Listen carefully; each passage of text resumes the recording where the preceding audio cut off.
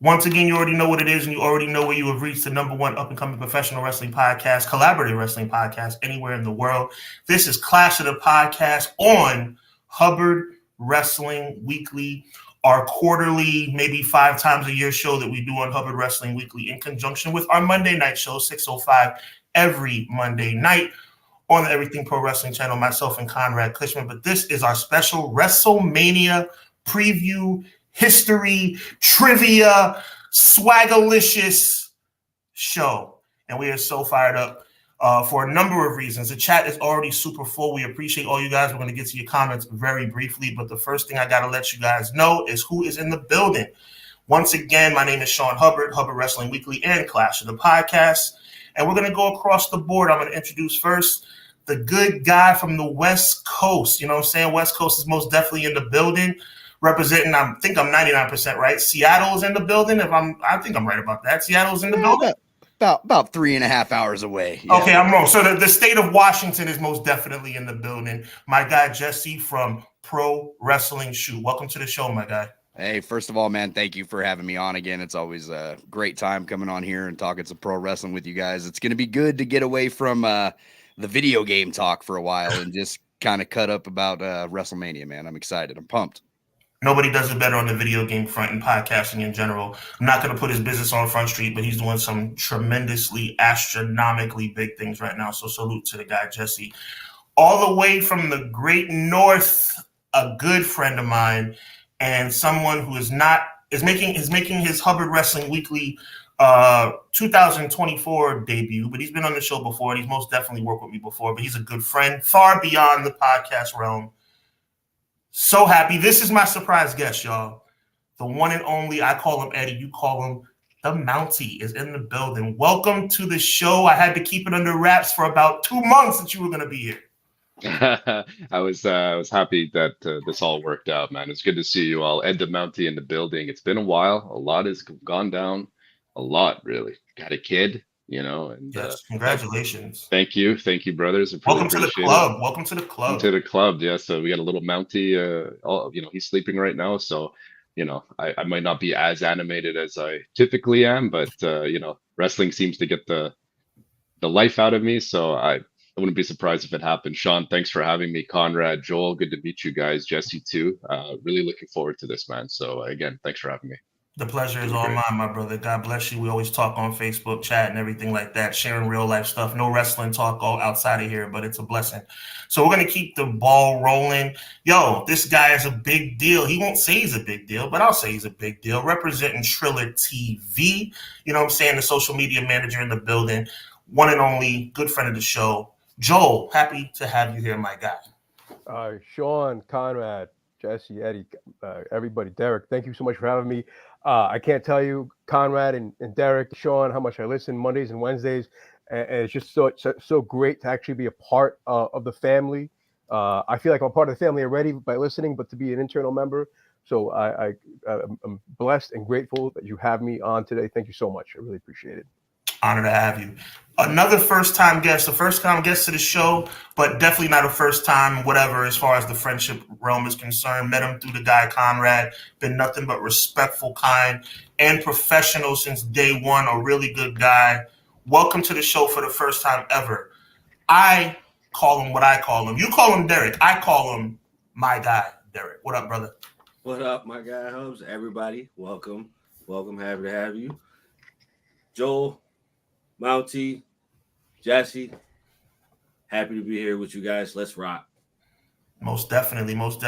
Co-host of Conrad EPW show on Wednesday night. Derek in the building, my guy Derek. And as you know, this guy needs no introduction. Ladies and gentlemen, as a dog barks in my background, I'm going to have to cut my camera off and close my window because it's a dog barking. But speaking of that, this is my dog. My dog. That makes sense. That was perfectly done. My dog. My brother Conrad, no introduction needed. Co-host Clash of the Podcast every Monday night. Co-host of Everything Pro Wrestling. Founder of Everything Pro Wrestling, AEW, every Wednesday night. Welcome back and thank you, my friend. To quote Braun Breaker, you want a friend? Get a dog. No, I got it. What's up, everybody? Good to be here. Let's talk some wrestling. Let's go. Yo, it's WrestleMania. I'm not going to say it's WrestleMania season. We are on the verge of WrestleMania. There's just pretty much no more time to go. We're fired up. WrestleMania SmackDown is I hate that term, WrestleMania SmackDown. It's so freaking stupid. But WrestleMania SmackDown is tomorrow night. The Hall of Fame is tomorrow night. NXT is Saturday afternoon. And then WrestleMania starts not long after that on Saturday evening. I'm super fired up about it. We want to take you guys down memory lane. But before we start, we want to make sure that we talk and give some love to the chat. JoJo be in the building saying, yeah, boy, appreciate you being here, my guy. Letting everybody know that we're going to be here in about 15 minutes. That 15 minutes is now. Yo, James from Pro Wrestling Shoot, appreciate you, my guy. Welcome to the show. This is the co-host of TPS with the big dog, Jesse, on Tuesday nights. Quilly in the building says, what's up, everybody? Your boy Quills is here to enjoy this special WrestleMania edition of Hubbard Wrestling Weekly. Conrad and Sean, you're my bros. And Derek, you're my bro too. Yo, yo, yo, let's talk wrestling. God bless you, bro. The only Vinny I like. Sup, Hubs? God bless y'all. As always, God bless you too, Vinny. We appreciate you. Mount Rushmore of WrestleMania, we will get into that. I like that so far. Taker, HBK, Hogan, and Austin. Can't really go wrong with that. Gomar says, yo, how's it going? It's going well, man. M. Leezy, Fo, Sheezy in the building. Do it. There we go. Good evening. Everybody got that down pat. Good evening, everyone. Hope everyone is doing well and enjoying WrestleMania week. Now let's chill with some of the best in pro wrestling community. God bless you, Emily's. We appreciate you. And Jocelyn's talking about that. You're in the building for show. Listen, it's WrestleMania time. Let's just start with Jesse, man. What does WrestleMania mean to you? I mean, this is the best. This is like Christmas for a wrestling fan. You know what I'm saying? So, I mean, with everything going on, we're going to get into the Triller stuff a little bit about all the stuff that surrounds WrestleMania, all these crazy events that are surrounding WrestleMania. We'll talk about that a little later. But the crux, the core, the foundation of this week, the last week in March, first week in April, somewhere in that vicinity, WrestleMania. What does it mean to you? It's the Super Bowl of pro wrestling, man. There's no better word for it. It's the biggest event in pro wrestling. No matter how some try to duplicate it, nothing will ever be quite like WrestleMania. It doesn't even need to have the biggest card or the best card. It's just that feeling of that time of WrestleMania, man. There's really nothing like it. It's especially for somebody who's attended it twice. Plan on being there next year. Looks like I'm going to be there next year, so I'll be there for awesome. both nights next year. The rumor is it's in Minneapolis, so I'm not too excited about that, but it's it'll be indoors. It'll be fun, man. Like all the events that surround it, it's a time that all indie promotions come together and go into the same area to kind of get their name out, and it's just big for everybody. It's big for pro wrestling in general. All fans travel from around the world. It's huge, man. There's nothing quite like WrestleMania to me, and I'm bummed that I'm not going to be able to watch it live this year. But for very good reason. I'm not going to tell you business, but I will say for very, very good reason. And God bless and congratulations on that. Not going to tell you business, but you know how I feel about that. Very happy for you. Derek, you're like the AEW aficionado, you know what I'm saying? But it's WrestleMania time, man. And, you know, let's call a spade, bro. Like, this ain't Dynasty. You know, like we're going to be excited about Dynasty in a couple weeks, but this ain't Dynasty. This is Wrestle freaking Mania. Right. How do you feel about us being on the doorstep of history? Man, I'm ready for it, man. Let's rock. Like this is gonna be huge. Dare I say it's probably gonna be bigger than what it's normally been. Mm-hmm. To me, it's looking that way. It's looking that way. Yeah, like I'm excited to see what's gonna happen. Hopefully, we've got a plethora of good matches. Nothing short of amazing. Let's rock out. Let's see what we got. Mountie, the biggest star in the industry today is Roman Reigns, right? Mm-hmm. At least in WWE. I consider Will Ospreay to be the best professional wrestler in the world today. Mm-hmm. Jesse, come on, bro. I got you, my brother. But listen, and Mountie, I think that we can safely say that at least for the most part, we'd say Roman Reigns is the biggest star in WWE today. To have him on both nights, talk to the people about what that means, because that alone makes this a historically significant WrestleMania. Yeah, that's a good question. I mean, honestly, having him on both nights is like there's a lot of firsts in an event that's been going on for 40 years. We're going to be seeing a couple of firsts this time around, which in the wrestling industry, let's face it, it's hard to do. So much has been done. 40 years of this stuff, man. For real. You know, and one of the big things that sticks out to me is the fact that like really Hunter is going to be like taking the role on this. You know what I'm saying? This time around, this is something that doesn't have anything to do with Vince, right? And that's we've never seen that before. So for me, I'm super excited about that specifically because it just brings life into something that we've seen and that we get excited for each and every year. Like you said, it's Super Bowl of wrestling. I get super fired up for it. But seeing Roman Reigns for 2 nights specifically is going to be it's going to be massive. And what does that mean? Does that mean, you know, he's going to be taking some time off after? The rumor mill is going crazy right now. It's going nuts, you know, and I'm really excited about this because I'm kind of torn and not a lot of times we, you know, you and I, or everybody here on this panel has a pretty good knowledge of wrestling and we can see stuff, you know, transpire and unfold and we could predict things pretty well.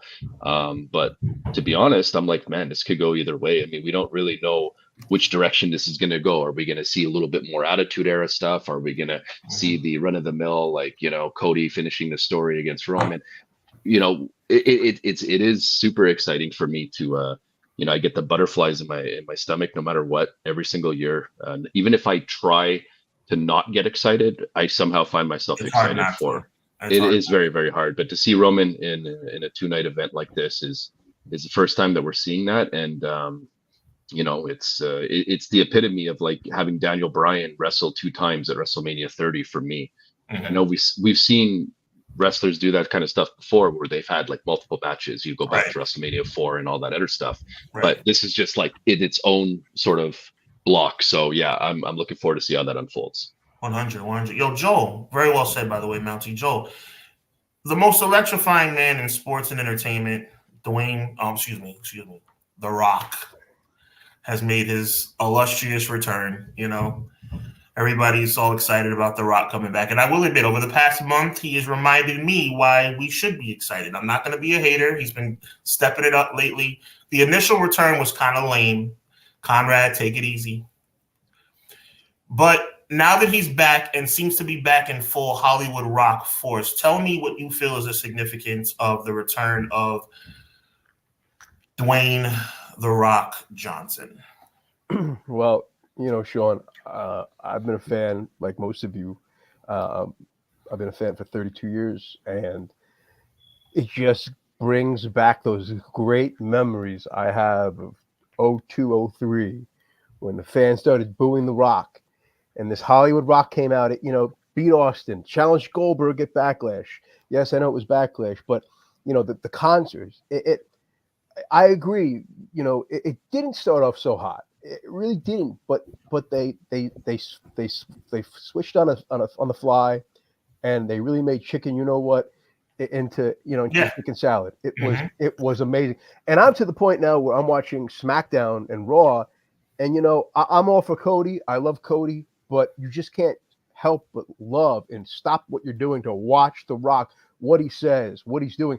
It's just great stuff about that. The goosebumps thing. Every time he comes out. You. I thought I was saying something that was making. No, you're good. You're good. But just to finish up on that, you know, I just love it because I'm an old school fan, so I appreciate and enjoy the return of the Hollywood Rock. Well said, Conrad. My God. All right, so here's the thing.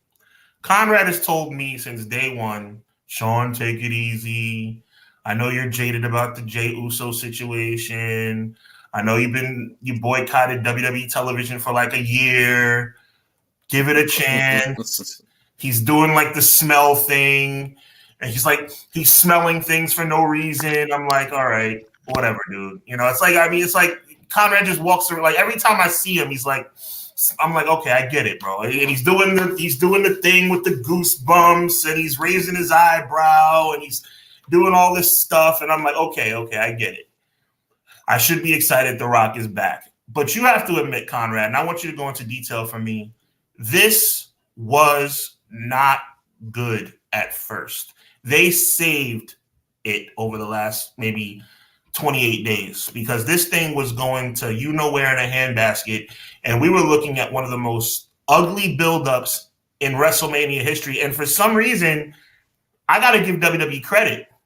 Everybody here, they shocked me because at a time where I've had no faith in WWE whatsoever, they pulled one out of their hat this time. So it was, I guess you were right, Conrad. Go ahead. It was the press conference was the turnaround for me. The turnaround. I agree. I didn't even like the press conference either, Ed. But okay. Conrad, what do you think, man? Like, I guess you were right all along. Whatever. I don't want to be the guy that said I told you so. But I'm kidding. But I told you so. No, The Rock has always done well when something doesn't go right in history. If you look back at it, WrestleMania 18, Mountie, I know you know the idea of who would have thought Rock was going to get booed for that. The dude got hit in an ambulance. Who's booing this guy? Well, Canada got down that night, and it made for one of the most epic fan reactions of all time in pro wrestling when people go back and look at it. And The Rock instantly was like, I'm the heel. Got it. Changed it up.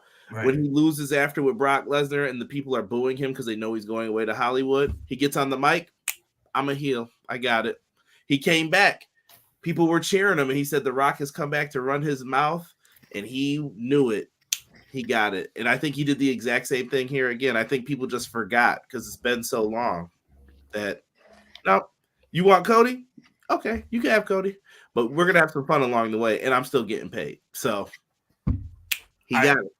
You were right, but one thing I'm going to say, I'm looking forward to the end of the show when we do predictions because Jesse, oh boy.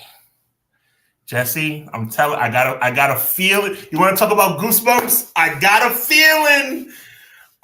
feeling Sunday is gonna be a long night for you, buddy. I'm not cheering against you. I'm not cheering against you. I just got a feeling. Imagine getting goosebumps for Roman Reigns after having this guy for 10 plus years. is this not wearing on anybody else? Like, this is the key, my brother. This is the key. I never say, and you know this, we've talked online and offline. You know that I never said that I want Roman to win. I just got a sneaking feeling that we're going to get a curveball on Sunday, but we're going to get into that real soon.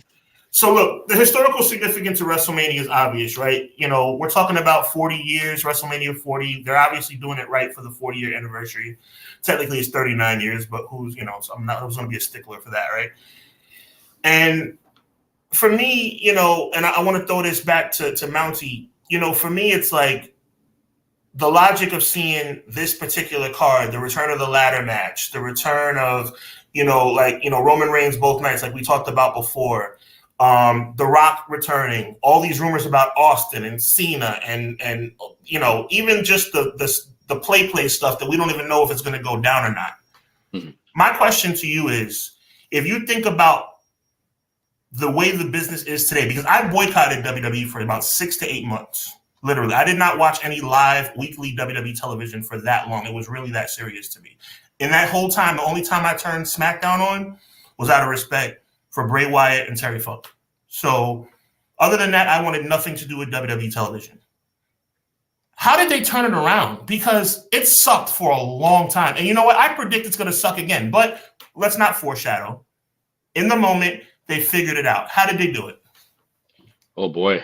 It's a loaded question, but really, I think it comes down to what we've been saying for years and years and years.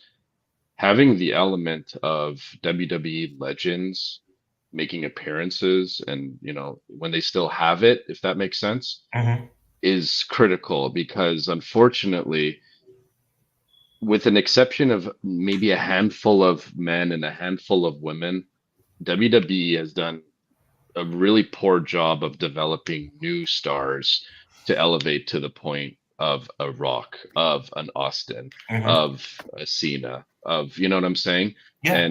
And I think for them, this is that like pivotal point where Hunter now, like I said before, is involved. He was able to sort of make stars in NXT and elevate them and ruin them too. Triple H's reign has not been that great. It's been better than Vince. See, that's the thing, and I want you to continue. Conrad and I talk about this almost every Monday religiously, and I think Jess would agree also. Just because Triple H has done better than you know who, that doesn't mean he's doing well. Because the bar was way down here with the guy who was running the ship before. Mm-hmm. Yeah, and from my perspective, like I saw a lot of stars kind of being, at least whether they were good or bad. I mean, I think that's a lot of it is subjective, but you can't really argue the fact, in my opinion, that there was at least character development there. There was a lot better storytelling, stuff like that. And I think that recently we've seen a lot better storytelling, a lot longer storytelling. If you look at the Bloodline, you and me did that podcast, how many years ago? 2 years ago. And bro, I don't know if you remember like the nuts and bolts of what we discussed, but we were exactly saying something like this, like a 2 year, like they have the pedigree on this, pardon the pun, to kind of do like a 2 year sort of long storyline where they can elevate a Jey Uso and they can elevate the other Uso and in all these little pieces. We even said a couple of other people that we thought like they were going to make this like Samoan stable, which they did, which they right? did. But at the time that we did that podcast, we didn't know that. So my point is like they're starting to kind of understand, and maybe not starting to understand, but like they found something that is clearly worked, and they put all their money into Roman Reigns, rightfully so, because that was one of the stars that they developed. Like you can't argue that. Like he has been developed rather well in the last, at least in the last 10 years, to some degree, and they've used it, and they built this like whole story around him and how he is like the man of behind this whole thing. So I don't know. I think it's them sort of touching on developments, better feuds, longer feuds, a little bit more realistic, a little bit more like they're able to sort of still suspend my disbelief, but they're still pulling back the curtain on social media and all this other stuff. So like they're, you know what I'm saying? Like they're in an era right now where it's difficult to do both. Well, you're transitioning into something that I really want to fire this thing up. That's a tremendously smart outlook on the situation. But I really want to start ruffling some feathers here. And there's only two guys that I can think of right now that I think that would really make this situation really flow, because this is about to be heated. Joel, God bless, man. I know you're wondering, where am I going with this? Ed, Mountie, I know you're wondering, where am I going with this? But they know, and I'm about to let the world know right now. As soon as we get to a couple of comments from the chat, Conrad letting everybody say what up, Mountie letting everybody know let's do this. Everything Pro Wrestling. Conrad, of course, with flexing on him. Quill says, Jesse from PWS, what's going on? The Mountie, what's going on? And Joel, what's going on? How y'all brothers doing? Giving y'all a shout out. M. Leezy for Sheezy. LFG, it's Wrestlemania week. PWS, obviously that's Jesse. We appreciate you, my brother. Thank you for being here. Gabe in the building talking about yo. PWS, once again, giving a shout out to Gabe. Vinny, my favorite Vinny, the only Vinny I like. The outlook of this WrestleMania will be based. Oh, this is exactly where I was going, Vinny. The outlook of this entire WrestleMania will be based on if Cody finishes the story or not. My God, I can't wait for the large pop Cody gets with a win, or the outrage with, oh, my favorite Vinny. Oh, my favorite Vinny. Here's where we're going to go. Jesse and Derek. Oh, baby. On one side, you have a guy that is very much, no marks here. One guy is a Cody fan and one guy not so much. All right? Two very different outlooks on the American nightmare. I'm going to start with Derek. Jesse, get yourself prepared, because this I can't even talk. I'm so excited. Derek, you are not in favor of Cody finishing the story. I am not. I'm not going to say I agree because it's not necessarily a thing where I want or don't want him to finish. I just have doubts about him. But you have actively said on Everything Pro Wrestling on Wednesday nights, you are not in favor of this guy getting it done on Sunday night. Can you tell the world why? All right. So, Jesse, you my boy, all right? I promise you are my guy.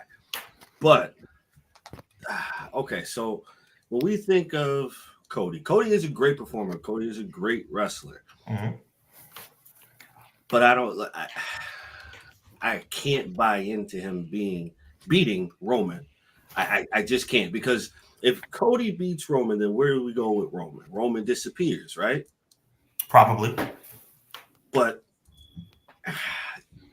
if you take away what you have created over the last 2 years with the Samoan family making the bloodline, where does the bloodline go after this?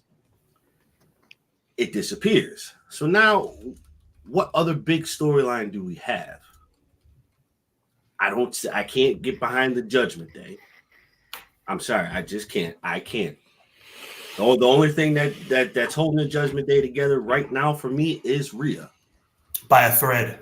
I can't, like Damian Priest, good wrestler. I don't trust in him. Ruin Money in the Bank. Keep going, Derek. You're on fire right now, bro. What's his name? Oh my God.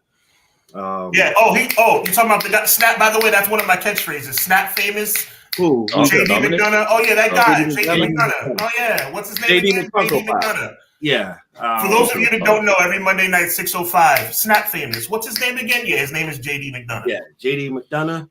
The bobblehead. Yes. Yeah, big head. The bobblehead who does not belong.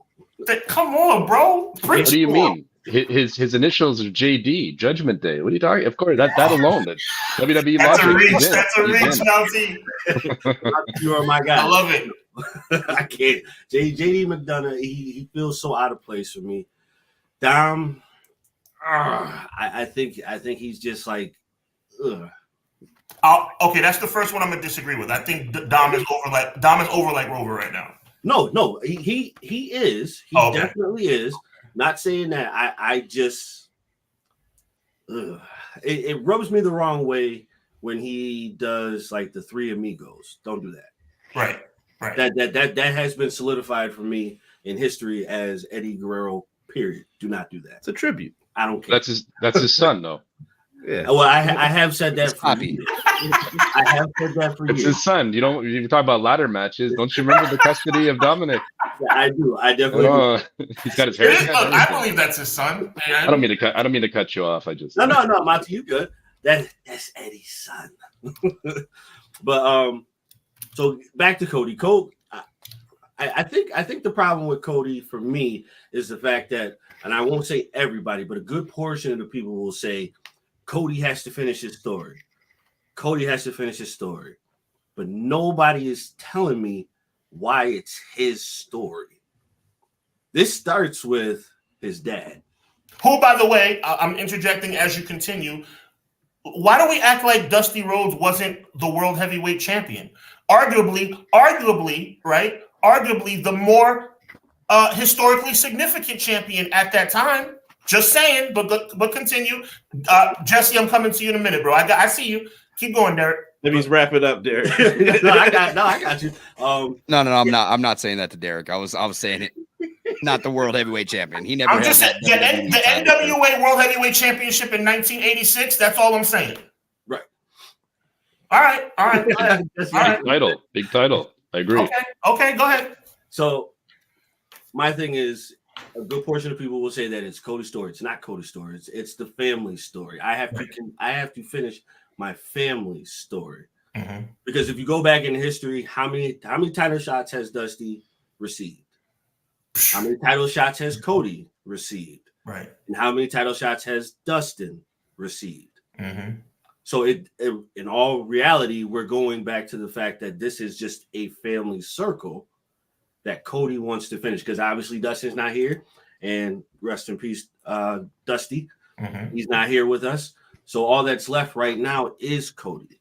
And quite frankly, I'll say it if you won't, because if you don't feel this way, you don't have to agree. Jesse, I'm still coming your way. A little bit corny, in my opinion. Like, I love Dusty, but this whole finish the story thing is getting a little bit, I don't know. The whole, like I said, I'm all about family and all that. Yeah, me too. But the emotional, sentimental. I need, I miss my dad. I miss him too.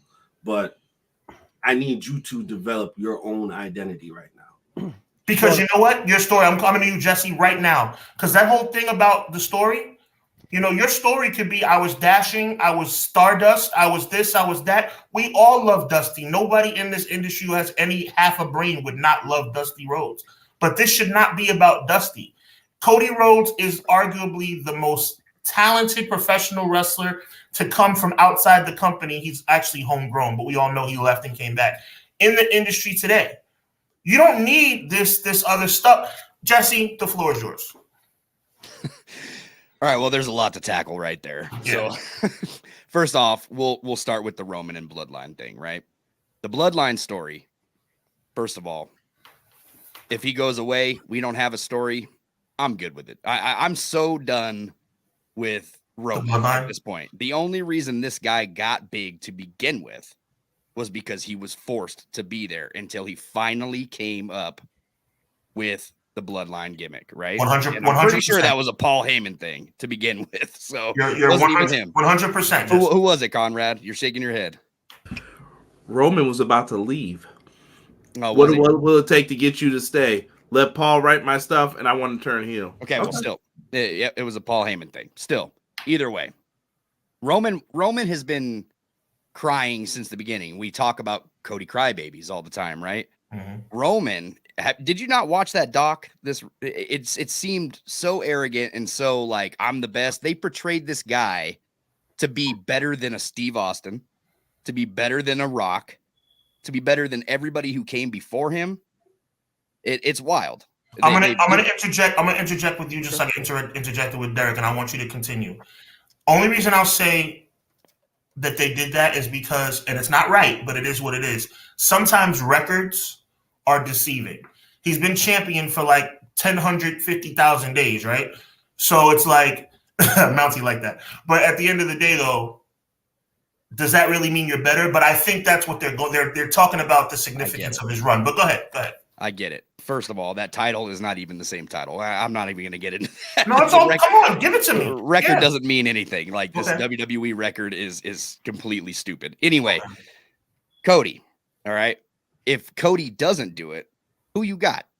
Like that's my thing. Because Cody right now, Mountie said it earlier. That was brilliant. WWE's done a very poor job at building new stars. Why is that? Because we only had Roman Reigns. Roman Reigns was that guy that was shoved down everybody's throat. There's a reason he got booed in the middle of the ring with The Rock standing there still. It's because people were tired of him. We didn't want another Cena. We had Cena. We don't need another Cena. The only time that Roman really got good, and Conrad, I see you shaking your head, I know that you were a fan of the big dog, Roman Reigns. That was like the most corny. Well, Conrad's by himself on that one. Conrad's by himself on that one. Bro, Conrad. Okay. So anyway, what I'm saying is there's nobody else in this company that can do the sales, that can do the TV, that can do the interviews, that can be that figure for WWE. First of all, Roman hasn't been that figure. He's just been there as champion, right? Like he's not going to do the big things like WWE wants. Mm-hmm. Cody's that guy. Mm-hmm. Cody's the one doing that over and over and over again. Agree. So that's why I think Cody is the one guy. He's the one guy. And let's talk about the story. Okay, because give it to me. There's a lot that does make sense that Derek's saying, right? It is his dad's story. But in the beginning, Cody said, listen, the one goal I told my dad when I started this business was that one day I am going to win that title and hand it to you. Okay. That was the story. And this was before he ever came back to WWE. This is the first time, right? Came back to WWE, started pursuing the title with Roman Reigns, probably in his contract. I mean, who we kidding here? You know, Yeah, let's be Cody real. Rhodes. He's smart businessman, politician. Totally. Anyway, Cody Rhodes comes back. Can't give the title to dad, but I can give it to my mom and I can give it to myself.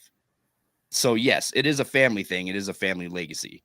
That is the story. That is his story, because who's going to win? Goldust coming back anytime soon? I don't see Goldust around.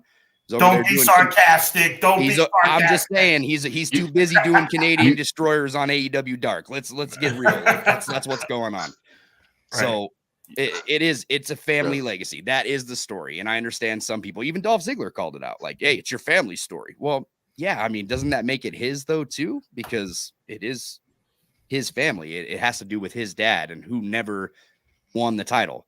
The title eluded his family. His father was robbed from it.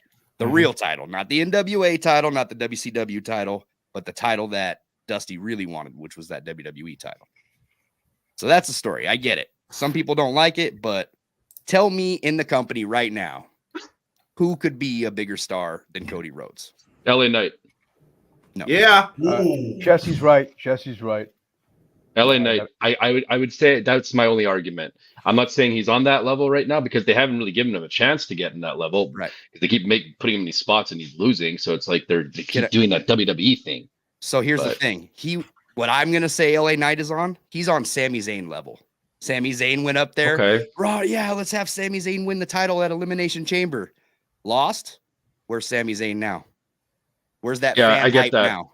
But I'm gonna challenge you on that, because the difference between Sami Zayn and LA Knight, and I hate to say this, one has the look and the other one don't. I'll give you that. And he's from Montreal and I love him, you know, and I'll give you that. So like when you think pro wrestler, and if you see like LA Knight on some talk show, you're like, okay, that guy's probably a wrestler. If you see Sami Zayn on it, you're like, really? Like, so who's this? I think there's an image that comes with it. Roman has the image. Cody has the image. And I think LA Knight has that image too. He's a great talker. He's personable. He's got charisma. These are things you can't teach them. Either you have it or you don't. And I feel like he's the other one that sticks out to me. But to your point, I feel like there's no other people that you could do it with. For now, I look before because Sean of what you said. Didn't develop. Hold on, I'm going to pass it to Derek, because Derek, I think, is kind of waving at me. Go ahead, Derek. Real quick, just I respect what you said. I agree with what you said. I think for me, with the whole family situation, I think it should be like, all right, well, this is the greatest family story never told. You know what I mean? Like I feel like you have three family members who have not touched a heavyweight title. So then if you make it that way, then I could buy into it. But when people, you know, like I said, not everybody's saying it, but a good portion of people would say Cody has to finish his story. No, Cody is finishing the greatest family story never told. There you go. And also for the bloodline, if Roman goes away, like you were asking, what happens with Roman? Is he just done? No, I don't believe the bloodline story is done by a long shot. There's so many members of this family that can come in and tell that story, and we still have Roman versus Rock. That is the dream match that everybody wanted to begin with. I think that this year, people just didn't want to see it come before Cody. It's like, dude, this match, Conrad said it, I've said it, I'm sure Sean said it, doesn't need to be for the title. Right. Rock Roman is for the family legacy. Agreed. Period. So why not this year get that title off and done? Do I think that Cody's going to win it this year? I have no idea, because the way WWE rolls and Triple H lately, he likes to throw them curveballs, right? And I could also see Cody Rhodes being the first man to win 3 consecutive Royal Rumbles in a row and breaking another stupid record in WWE, because that's just what they do. I have a question for you, Jesse, actually. Go for it.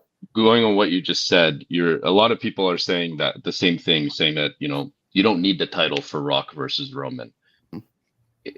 In my eyes, you know, family history, head of the table, all these other things, how do you not have the title? You know, you're going to sit there and say you're the man and you take care of your family and you got all the money and you got this and you have all this power and respect. but the title's not involved. I'm just wondering your point of view, because I think that even though I normally don't say this, I feel like this is a situation where the title needs to be in the picture for that one. So for me, it's like, how do you get there? Because if I have the pin, the way you get The Rock there and saying you ain't the head of the table, you just lost the title. So we're going to fight over who really is tribal chief. You know what I mean? Like, if you have the title and you're just, hey, we're cousins, let's bro down, let's have the best match, winner take all, right? Like that's kind of boring. When you The only thing I could, oh, sorry, go ahead. Go ahead. Finish your thought. Yeah, the only thing I could think of is like somehow, top of my head, Roman couldn't quite get the job done. He still wins the match, but he does it with the help of The Rock. And then The Rock says, you couldn't have done it without me. So clearly you're not the head of the table. I am, and I'm going to prove it to you one-on-one. That's the only thing that sticks out to me. And Monty, that very well could be what happens. that's what I mean. It's lame in a sense because, like, you're kind of taking the whole Cody thing, 2-year winning the Rumble, all this story, and you're kind of like really just throwing it away. That's the only. So you kind of booked yourself in this weird corner now. I find where it's like, which way you want to go. My thing is, look, I can speak for Cody because I'm a Cody fan. I like him too. The rest of the fans of Cody, if he doesn't win this year, you're taking a huge risk with your number one seller, the guy that brings you the ratings. When Cody's on TV, ratings spike, right? Like that's the guy. He's best man at a wedding in Spokane for fans. He's bringing kids over. Like, this is your guy. This is what WWE dream of having is somebody like Cody Rhodes. And he just signed another multi-year deal. So he's not going anywhere anytime soon. Yeah. So I mean, do you risk losing that crowd? Because I feel like bringing The Rock in general was really pushing a button and saying, hey, dude, The Rock is the biggest star that's ever hit pro wrestling. Can we all agree on that? The Rock is probably just, I don't know. Yeah, I would agree. I mean, it has to be Austin from a pure wrestling purist standpoint would probably be the biggest draw, but as far as from an overall entertainment standpoint, there's no question that especially now being the highest paid actor in Hollywood, the most known. No doubt. You're taking chances with Cody's fans and getting the crowd behind Cody again, right? How many times have I heard on EPW, if Cody loses this year, I can't believe in him next year, right? So I mean, 100% by me. I'm done. That's how many more people feel like that. He's lucky that people are even behind him this year, if you ask me. There you go. Come on, man. Like, I was like, oh, here we go again with this, And I see your point, because if you really go back to, since we're on the topic, obviously, of WrestleMania and The Rock, Rock versus Hogan, icon kind of deal. You could make the argument that, there should have been a title for that too, but the way it was perfect the way it was. Yeah. So I can see it from your point of view where it's like the risk for, to like, it has to have the title for like Roman versus Rock. There's a big loss with Cody Rhodes not finishing this whole thing. And like to your point, I agree with you. He is their guy right now. And we haven't seen this kind of stuff in a long time. We haven't seen it since Cena.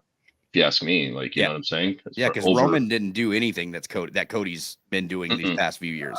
No, they tried, but it didn't work. This is where I want to go with it, though. I want to throw it to Conrad real quick, but first I'm gonna throw it to Joel and ask Joel because there was something that was in the comments that I wanted you to comment on, Joel, and I'm gonna throw it to Conrad real quick.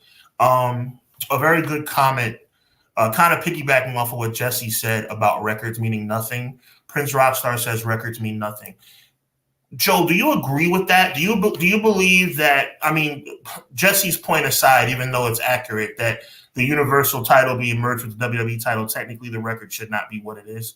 But I guess, if you're a stickler, right? It's a fact what Jesse's saying, but at the same time, if you're going to sit up here and kind of like, just for the sake of entertainment purposes, okay, you know what? He's been a world champion since, however, so we're going to merge both titles, and now he's been champion for 1,000 whatever days.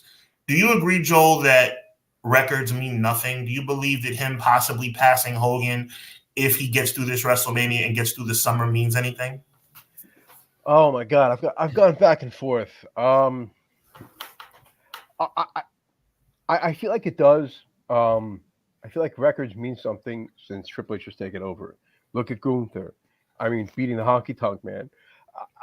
I won't be able to answer your question directly, but what I can say is I do like how these titles, which were changing hands every 6 months, the IC title, the US title, the world titles, now they're sitting on someone's shoulders for a year, 3 years. So it adds prestige to the championship. Mhm. So I kind of like, hey, beating this record. Right now, I think, to answer your question, beating Hogan's record is a problem because we have Roman on a part-time schedule. As Jesse has said, Cody is the guy, and I just want to kind of chime in on that. Cody is the guy. He's there at the house shows. He's signing autographs after every show. Really what opened my eyes, and I don't want to talk about anything negative, was the way he answered the media at the Royal Rumble post press conference. Triple H That was a tough one. Yeah. Triple H, was asked a question. Here is your head of creative, the top guy. Mhm. And I love Triple H, and he's doing a great job, but he let me down with his answer. But when Cody was asked the same question, it was like, wait, who's the executive here? Is it Cody or is it Triple H? So to kind of piggyback off what Jesse said, and Mountie, I love you. I don't want to argue. I know you like LA Knight. I just think that Cody is the long-term guy that could be in an executive role for WWE. Sure. Could do so much because of what he does that, like you said, we haven't seen since Cena. The autographs, the Make-A-Wish. Cody is the face of the company for all the great things he does, and no one can touch that. So to answer your question, do I care about records? Yes. But I think it's time we see Roman Reigns once every 3 weeks on SmackDown, up until recently. Enough is enough. We need a new champion. If he doesn't get the Hogan's record, so be it. Cody's the man. Let's do it. All right, hot take, Conrad. Wait, hold on, real quick. My bad. Yeah, go ahead, Derek. So to bounce off Joel and Mountie, so LA, so for me, and CJ will tell you, I was into wrestling heavy at one point, and then I backed out because of the new era of wrestling after the Attitude Era did not catch me. So then I became a very, very casual watcher of wrestling. Mhm. So for me, when you bring in someone like LA Knight, I got behind it. Like at first I was like, I don't like this dude. Then he wrestled Bray, and I'm like, okay, I like what he's doing. I like how he's bouncing off of what Bray's doing. And then rest in peace, Bray. After he passed away, LA Knight just had that charisma for me.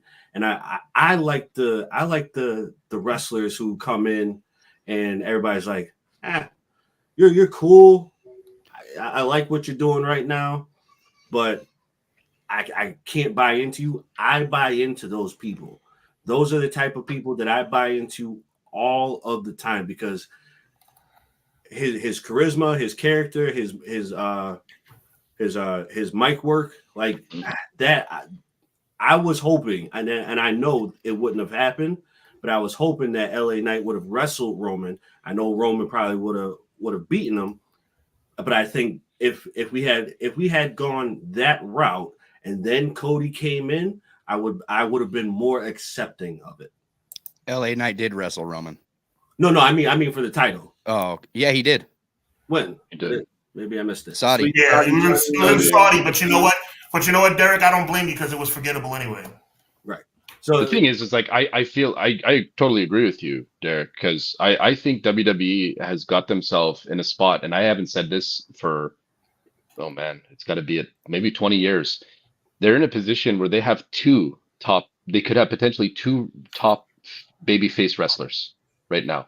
Three. They have maybe three, yeah, with Rollins, if you're going to go there with Rollins, maybe. Four with Uso. Everybody laughed at me, but Jey Uso is still viable. Yeah, I totally agree. And you can have two champions like they had with Cena and Batista at the end of WrestleMania 21. And everybody was kind of like pretty cool with it. I feel like right now they have an opportunity, especially in my opinion, with LA Knight and Cody Rhodes to be like the two faces of the company, both of them. What's wrong with that? I totally agree Nothing's with wrong, that. you know? How do you definitely feel like that's what would have happened.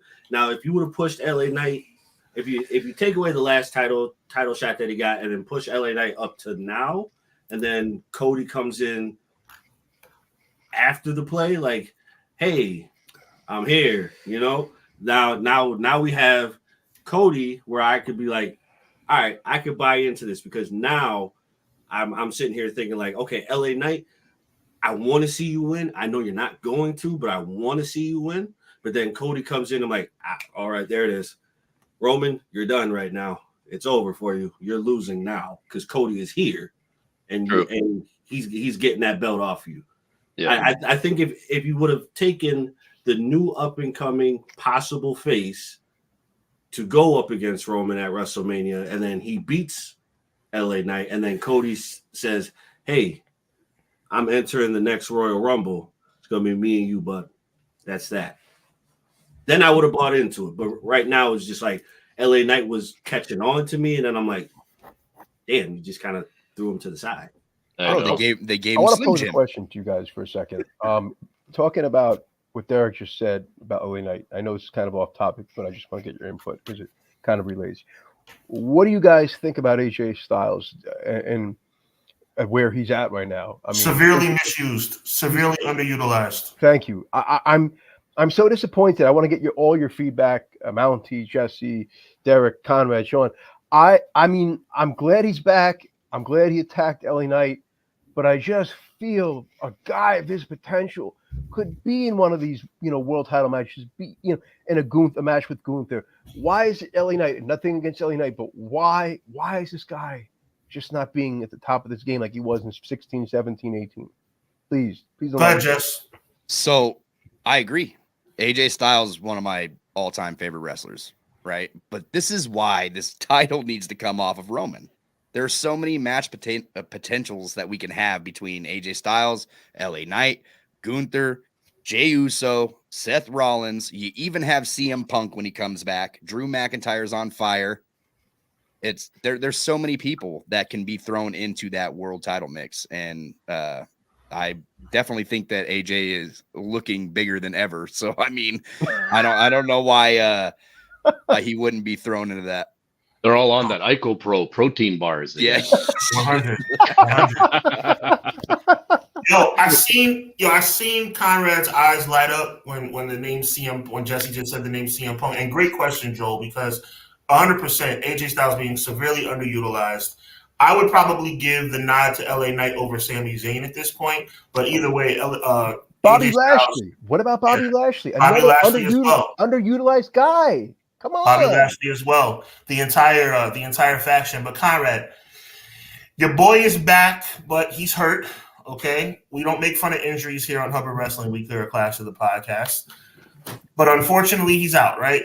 So to Jesse's point about CM Punk being one of these viable options moving forward into professional wrestling with the World Heavyweight Championship, WWE Undisputed Championship, what do you see for your boy? I mean, he's going to be on commentary on Sunday. Whatever.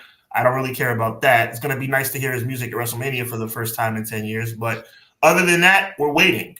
So like Mussolini. There you go. So as Roman tries to stop Cody from finishing the story, as Cody tries to finish the story, as we're all writing a story and we're all going to the story factory to figure out what story is the story of the story of the story of the story.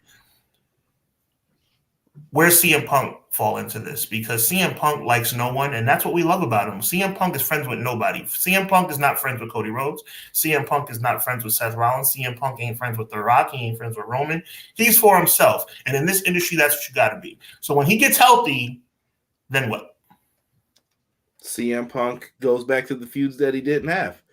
To me, this just delays the inevitable. And I think if everything plays out the way that I think it can, this might benefit CM Punk in the long run to where if Rock can't do that WrestleMania main event next year, I think it's going to be Punk in that spot instead. There's an option to have Punk versus Cody. I think they've intrigued people with that as well. Yep. To me, CM Punk is the gift that keeps on giving. what you guys were talking about before is part of my aggravation in previous regimes of WWE and how it was ran. You need to have multiple people in the main event scene. So when you guys were talking about LA Knight and Sami Zayn, I look at them as one and the same. Sami Zayn knows he doesn't look like some dude who you're gonna be like, Mom, look who I brought home. It's Sami Zayn. Oh, okay, but he knows how to sell. Sami Zayn is one of the best sellers and storytellers with his body in WWE. And you know who's right behind him or right next to him? Rey Mysterio. People don't want to admit it. I'm telling you, I feel their pain when they're getting beat up. I'm like, oh man, I kind of feel bad for this dude. I shouldn't enjoy this, but powerbomb him again. You know what I mean? They have that. You have Kevin Owens. You can spark him up at any time.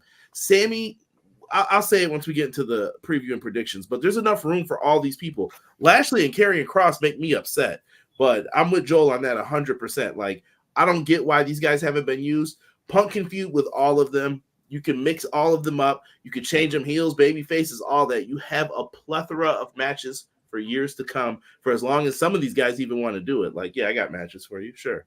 So to your point, Conrad, it's a major issue, and I'll continue after I say this. It's a major problem. We're on Clash of the Podcast on Monday night, and we get word that Lashley's group is going up against Karrion Kross's group, and we take a deep breath and say, "Oh, thank God they made the show." That's a problem. Yeah, that's the issue with the shorter match cards. Some people like them. Me and Jesse have had our battles on it. Like, is shorter better? I think for WWE it works. Like, okay, $9.99. Here's 7 matches. Cool. I just don't understand how sometimes the show can go 4 hours with that little bit of matches. I'm like, it should be like 3 maybe, but I get it. They're trying to give you the best value for your dollar for what you're paying for. What about Survivor Series, Conrad? What about Survivor Series and Royal Rumble? I mean, I think we had 4 matches in Survivor Series, and it was all about the War Games. And I mean, I admit some of those, matches, I call them the sandwich matches, the ones in the middle where the meat was, but those War Games matches made up for that pay-per-view. No, it didn't. I don't want to see Miz versus Gunther for the Intercontinental Championship at Survivor Series. I don't want to see, and I'm being funny with the Snap Famous thing, but I'm dead serious. Conrad, what's her name? I'm being dead serious, by the way. Zoe Stark. I don't want to see Zoe Stark against Rhea Ripley for the Women's Championship. No, I'm saying I agree with you. Those matches were not fun. However, I kind of saw the Survivor Series as just being about the War Games. So I put those matches out of my head. But I'm just trying to say to Conrad, I know, sometimes they have 4 matches, they stretch it out. But I try to look at these events. Okay, this is Survivor Series. It's about War Games matches. So whatever else happens, just ignore it. And with the Royal Rumble, same thing. Some of those middle matches are not going to be exciting. But I think WWE does a very good job at keeping matches limited sometimes for certain events and still giving you your best bang for your buck. That's all I'll say. I mean, for me, Conrad, do you agree with that? I don't. No, well. Zoe Stark Conrad versus Rhea Ripley. I got Conrad. I'm saying for the people in the back. Zoe Stark versus Rhea Ripley at Survivor Series. Conrad, I got an answer for you for those short matches. All right. Why don't you just shut your mouth and enjoy the ride The Rock is about to take you on? If he was on the show, I would that's what it's been about this whole time.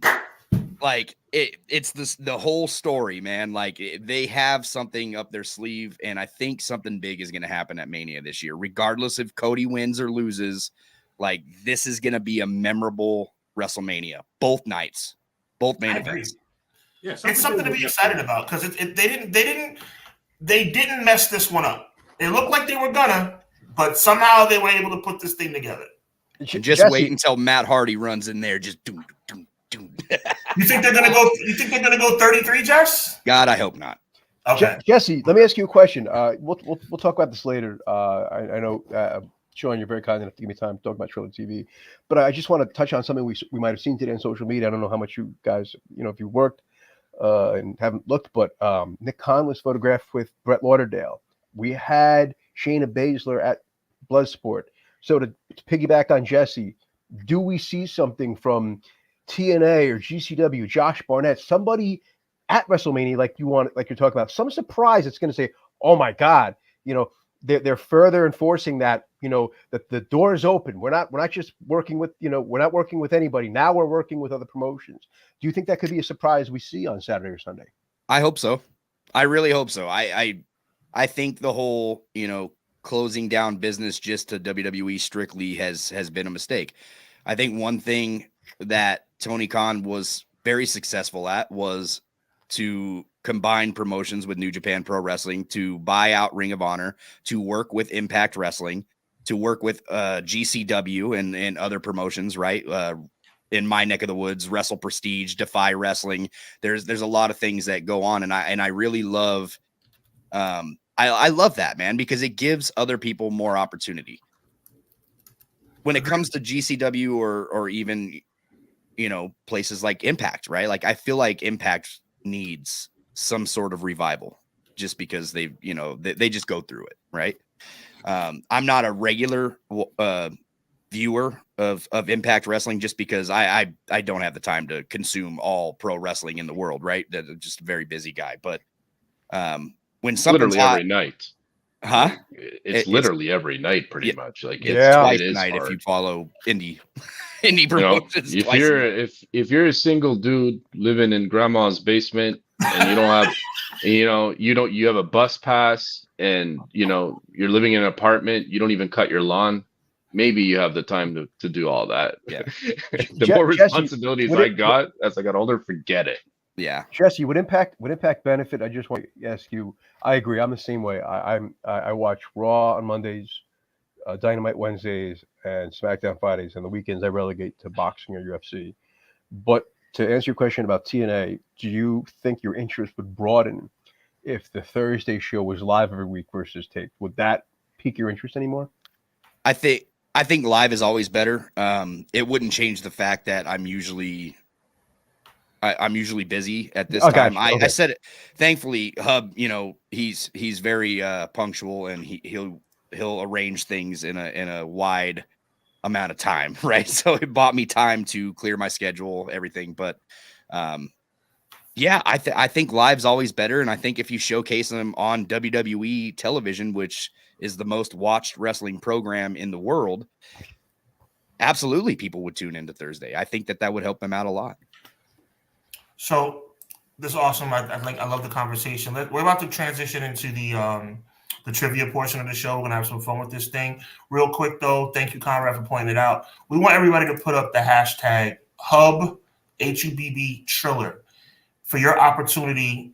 Real quick, Joel, we're gonna go into more deep detail about Triller TV a little bit later, but specifically the event coming up in June. Let them know. Give me 30 seconds or less about the event coming up in June, and then we're gonna give the hashtag Hub Triller for your opportunity to win, and then we're gonna figure out who's the winner. So you want me to break it down for you? Yeah, just the Bloodsport pay-per-view. So there's not been a lot announced, but Josh Barnett is doing a separate Bloodsport event. It will not be tied to GCW. It will be a pay-per-view only. So that's why I suggest anybody in the chat, anybody listening, jump on this, because this is not part of your subscription. It's going to feature a lot of Japanese wrestlers, and we got even Rampage Jackson, Sean, the legend himself. Huge. So we're going to see some big names. Josh Barnett has not announced the full card yet, but I can tell you right now that this show is going to blow what we might have seen today out of the water in terms of the star power, kind of matches we see. We've got Sakuraba from Ryzen.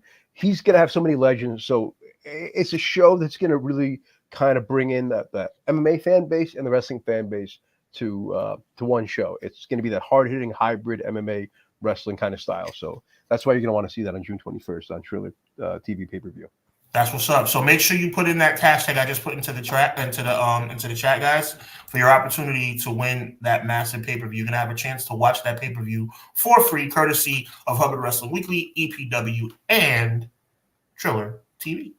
So we're gonna go into the trivia portion. I'm gonna let you guys behind the scenes a little bit and say that my esteemed co-host Conrad is the only one out of these 5 gentlemen that seem to be excited about trivia. Okay? Well, you gotta Everybody call me else out. gave me a hard time. Mountie's trying to throw me off track. Joel saying he hasn't watched wrestling ever before in his life. Jesse says the first show he's ever going to see is WrestleMania on Sunday. Derek's saying he just watched his first Monday Night Raw of his life last week. They all make me sick to my stomach. It's terrible, okay? We're going to have fun, and we're going to give everybody a chance to answer questions. Chat, feel free to answer these questions. I put these questions together myself. I think it's going to be a lot of fun. Everybody in this panel honor system, do not check the chat for the answers. We're all honorable men here, so we're going to do the right thing. But let's get into this, man. We're going to go clockwise. We're going to start with Jesse. And I'm just going to tally who gets the most questions right. We're going to tally who gets the most questions right. We're going to have some fun with it, okay? It's a lot of old school stuff, I admit. Why you got to start with me? Because you're right next to me. Now let's get Conrad in this mix, man. He really No, wants Conrad, we're going clockwise. We're going clockwise, man. So we're going to throw it out. And I think you're going to get this first question right. Let me Give grab yourself my more Google. credit. Chat, chime in. Panel, honor system, do not check the chat for answers.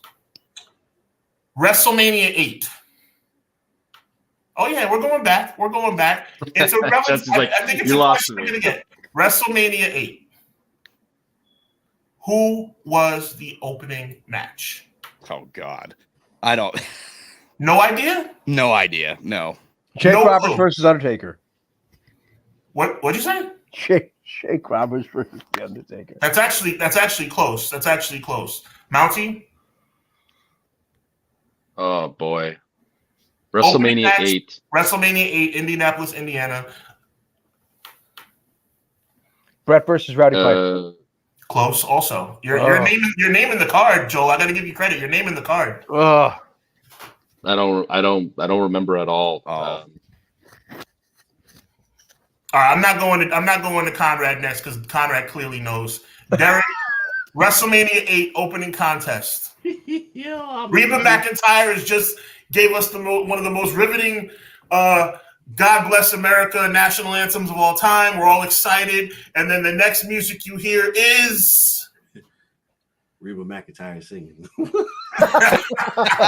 Yes. You guys are terrible. Conrad, tell him. I hope I'm right. Was it Shawn Michaels and Tito Santana? Yes. Yes. That was the first WrestleMania I ever ordered. That's why I know this. And Shawn Michaels is one of my favorites. So long ago. Good guess, Guy Will Gamble. Both men were on the card, but it was indeed HBK versus the one and only Tito Santana. Come on, guys. Let's get it together. Wasn't that the joke, or was that a house show where Reba McEntire saying Tito was in a match and they said, Reba. And he's like, no, Reba McEntire. No, that was WrestleMania. Bobby Heenan and Gorilla Heenan. Monsoon being their amazing Hall of Fame selves. Yeah, they made that joke about Reba, yeah. All right. In the chat, do not repeat any Bobby Heenan jokes from back then today. No, don't. All right. We're going to start with Mountie this time. We're going clockwise. We're going to start with Mountie this time. You should get this, Mountie. What are the three cities that Rock and Austin faced each other at WrestleMania? Nobody else jump in. Wait, Joel, you would be next to steal if Mountie doesn't get it. I'll repeat the question one more time. There are three cities. The three cities that Rock and Austin faced each other at WrestleMania. It was 15. Derek, I see. It looks like you might know as well. Jess, I think your light bulb went off. No? Okay. Joel, I know Joel's light bulb went off, but you got to wait. I got one. Okay. One more time. Mountie, you got 10 seconds. The three cities that The Rock and Stone Cold Steve Austin faced each other at WrestleMania. Seattle. Mm-hmm. Philadelphia. Mm-hmm. Houston, Texas. There you go. My man Mountie's on the board. God. Good job, dude. Mountie's on the board with one. I'm putting it down. I knew about Houston and I knew Seattle because I was at the Seattle one. I knew the Seattle one. I was like, Philly, but what are the other two? I was like, oh. Very good job. Very good job. I watched the Philly one with you. That's why I was hoping Derek would have got it. I was like, you better remember Philly. That is right. No, all right, so check it out, y'all. Listen, let's give a shout out to the chat right quick. Vinny, my favorite Vinny, got it, and Leezy Fashizi got it. Who else got it? Who's that? Rob or Doug? Rob's 89. Rob. What? My thing is messed up a little bit. That's Rob, right? Or Derek or Doug. Rob's 89 ESR. My man. Rob got it. Guy will gamble. You really got to know all the know. Yeah, we're not making it easy, bro. Nice. 88. Appreciate you. Quilly. That's facts. All right. So officially, Mountie and Conrad are on the board. Joel, this next question is for you, buddy. Are you ready? I hope. I hope, Sean. Chris Jericho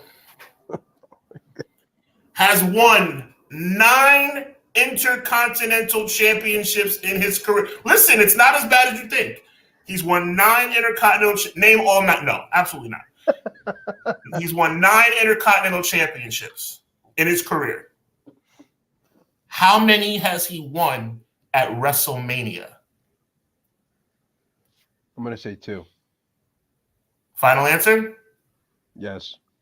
Incorrect, my friend. Derek, he's won 9 Intercontinental Championships, which I believe is still a record, unless The Miz has broken the record. Jesse, help me out. And out of those 9, how many? Jesse says, I don't know.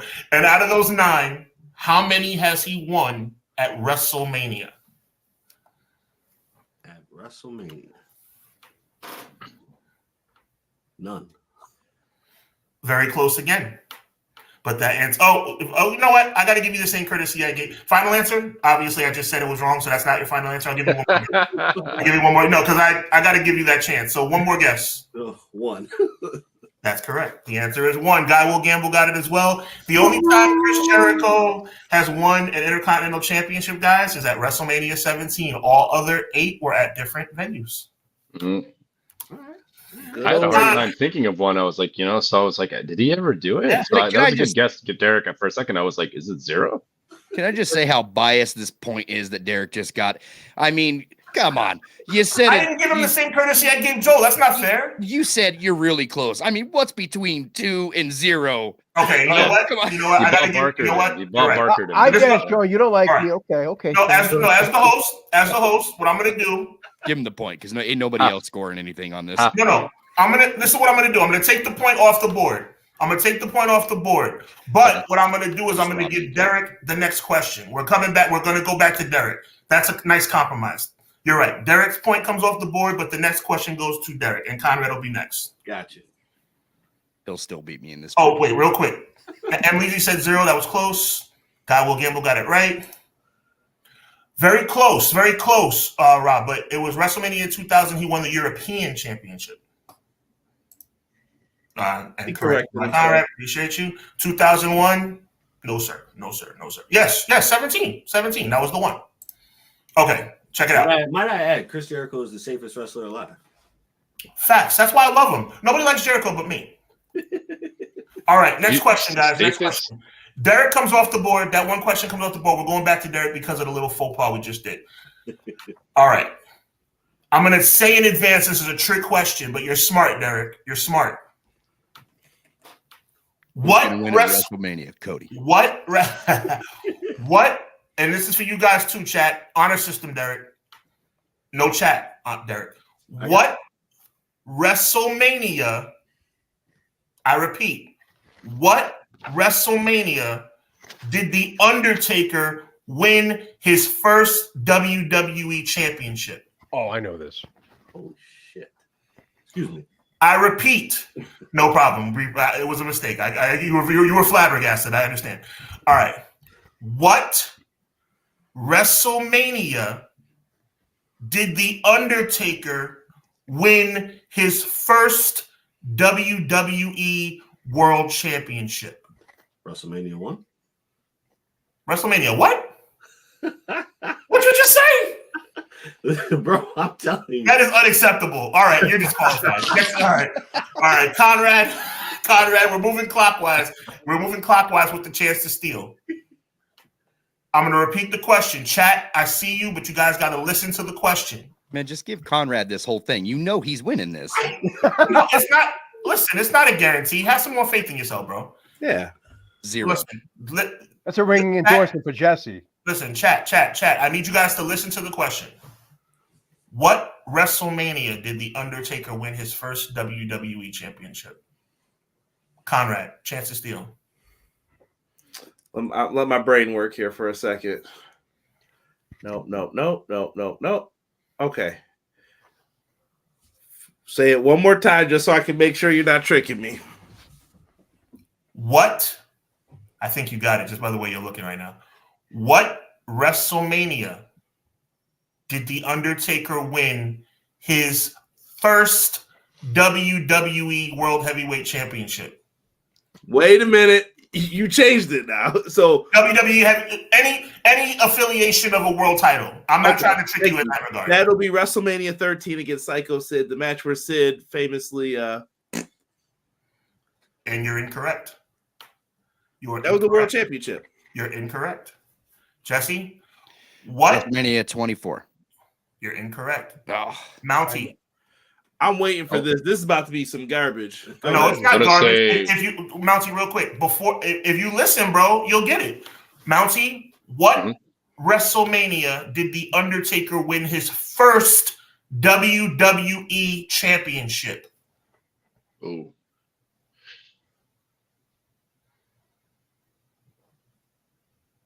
First WWE championship. And when I say WWE champ, I mean any affiliation of world title whatsoever. It could be the WCW title, the world title, the undisputed title, the WWE. His first world championship of record. What WrestleMania did The Undertaker win his first world title? Chat, listen to the question, chat. I was gonna say 13, but now I 23. Nope. Joel, you're the last person to steal. I'm going to say 13. Incorrect. 5. The answer is he didn't win his first world title at WrestleMania. Garbage. Done. yeah. I said, how many times do I have to punch the word That's a good question. first world championship? I said first with so much vigor and vibrance. How much more? Emily's the only one. I think Didn't Hogan? Sean should host Millionaire. Nobody get past the $100 question. How much more? They would have turned the cameras off. Oh my god, you guys are terrible. That was very easy, bro. I would have brawl out. That was easy. That was easy. We're gonna go for another 10 minutes, and then we're gonna get into the main event, the main event of the show, which is gonna be the card. Let's have a little bit more fun, then we'll get into the WrestleMania card. All right, I'm gonna skip through some of these since you guys are poor sports. Just wait. Is this on me? Technically, who did I throw the question to first? Me. It was Derek. So you're up next. You're up next, Conrad. Oh, that's too easy for you. Go. Okay. No. Okay. Give him the hardest question there I got is. you. I got you. Go ahead. I'm surprised he didn't get the trick question about The Undertaker, honestly. All right. Go ahead. Do the Mr. Burns. In 1985, at the first WrestleMania ever, King Kong Bundy set the record for the shortest match at the time at WrestleMania 1, beating Special Delivery Jones. What time did Howard Finkel announce how long the match was? Oh, I got two numbers in my head. I am going to say 9 seconds. And you'd be correct, my friend. Very good. Okay. In reality, I think it's like 13 though, but yeah, it was nowhere near 9 seconds. Right. Like that, if you watch that match at WrestleMania 1 on the network, that match was no less than 25 seconds. No less. All right, Jesse, you crybaby. You Cody crybaby. I'm out. All right. Fighting This is words. a good one. It's old, but it's not super old. And I think you should get this. What's the first WrestleMania that Stone Cold entered the arena in his four-wheeler? Oh, God. You should get this one. 20? Correct. Good job, bro. Good job. Hated that Mania. I was there. Shut up. That was a good one. All right. You guys ready for the next? All right. A little piggyback off the previous question. Mountie, What is the shortest match in WrestleMania history? I'd say Sheamus and Daniel Bryan. No, sir. One more guess. One more guess. Wait, no more guesses. No, I should have asked if that was your final yeah. answer. No, no. Okay, Joel, shortest match in WrestleMania history. I've got to pass to Derek. I will not get this because I was thinking the same thing. Sheamus and Daniel Bryan. I'm sorry. I'm gonna give a hint to Derek because I robbed him the last time. It's fairly recent.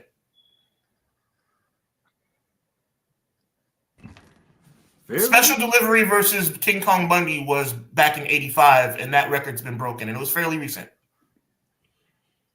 Oh shoot, Jesse, you should know. What's the question?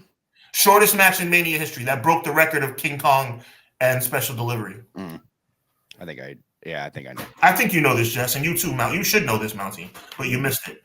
It'll bother you when you think about it. It's actually bothering me now.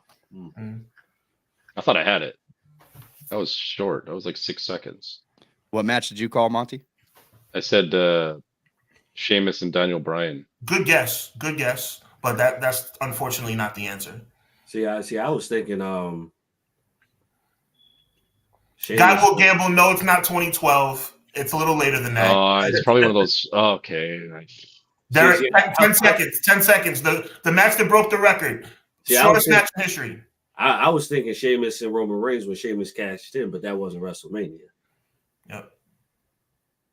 Nah, I ain't got this one. Oh man, Conrad, the shortest match in history that broke the Special Delivery King Kong record.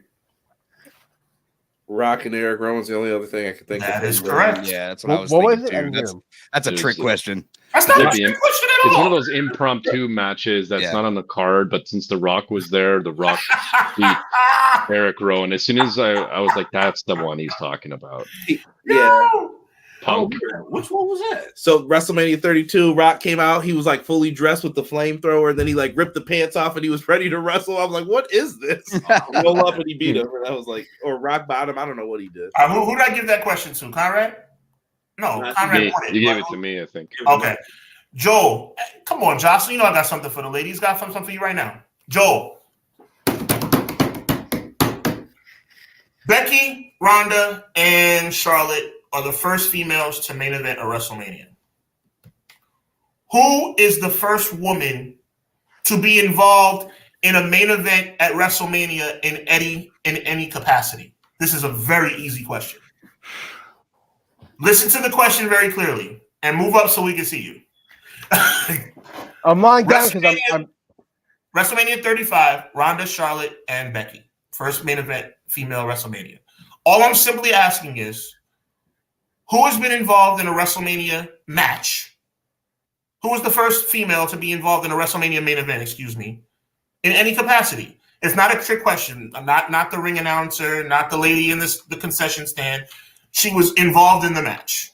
Stephanie McMahon. Incorrect. Derek. All right. By the way, I never said she had to be a competitor in the match. I said she was involved in the match. Oh, There it is. on. There it is. It's very easy. This is super easy, bro. The first female to walk the aisle at WrestleMania in a main event. In any capacity. I got it. Elizabeth? Correct. Okay. I was thinking, I'm like, okay, if we're not talking about wrestling. You were this close to getting kicked off the show, bro. This close. Wait a minute. Yo, thank you, Conrad. I'm like, yo, Conrad, thank you, because I'm looking at Derek like, and you too, Joe, like, this cannot be real life. Listen, I had to think about it for a minute, because when you said, like, in any capacity, I'm like, I wasn't going to say Vanna White, the ring announcer, the timekeeper. I wasn't going to do some crazy crap like that. No, I don't know. And I wasn't thinking. I was thinking, like, That is any capacity. Pamela. No, but I said outside of that wild stuff. All right, one more question, then we're going to get into the main event of the show. This is fun, but this is a really good one. I think you'll enjoy this one. Derek, you're not going to get this. God bless you. This is kind of fun. Stone Cold Steve Austin came close to this record at WrestleMania 38. 19 years in between WrestleMania. Excuse me. Yes, I think I'm correct. 19 years between WrestleMania matches. That is not the record, however. Who holds the record for the longest year duration between WrestleMania matches? Ooh. And the hint I gave you was that Stone Cold at 38 got to 19 years between his matches. So clearly it's more than 19. Right. Okay. Ric Flair. Ric Flair, that's a good guess, but the answer is no. Conrad? Oh man, why'd you answer so fast? Hold on, I'm thinking. I gotta do some math first. Jess, Mountie, Joel, I want you to think. If I got Conrad it. doesn't get this. Give it to Okay. Mountie. You said between Stone Cold that was 19, so this has to be more. Stone Cold nearly got it, but he did not because 19 just wasn't enough.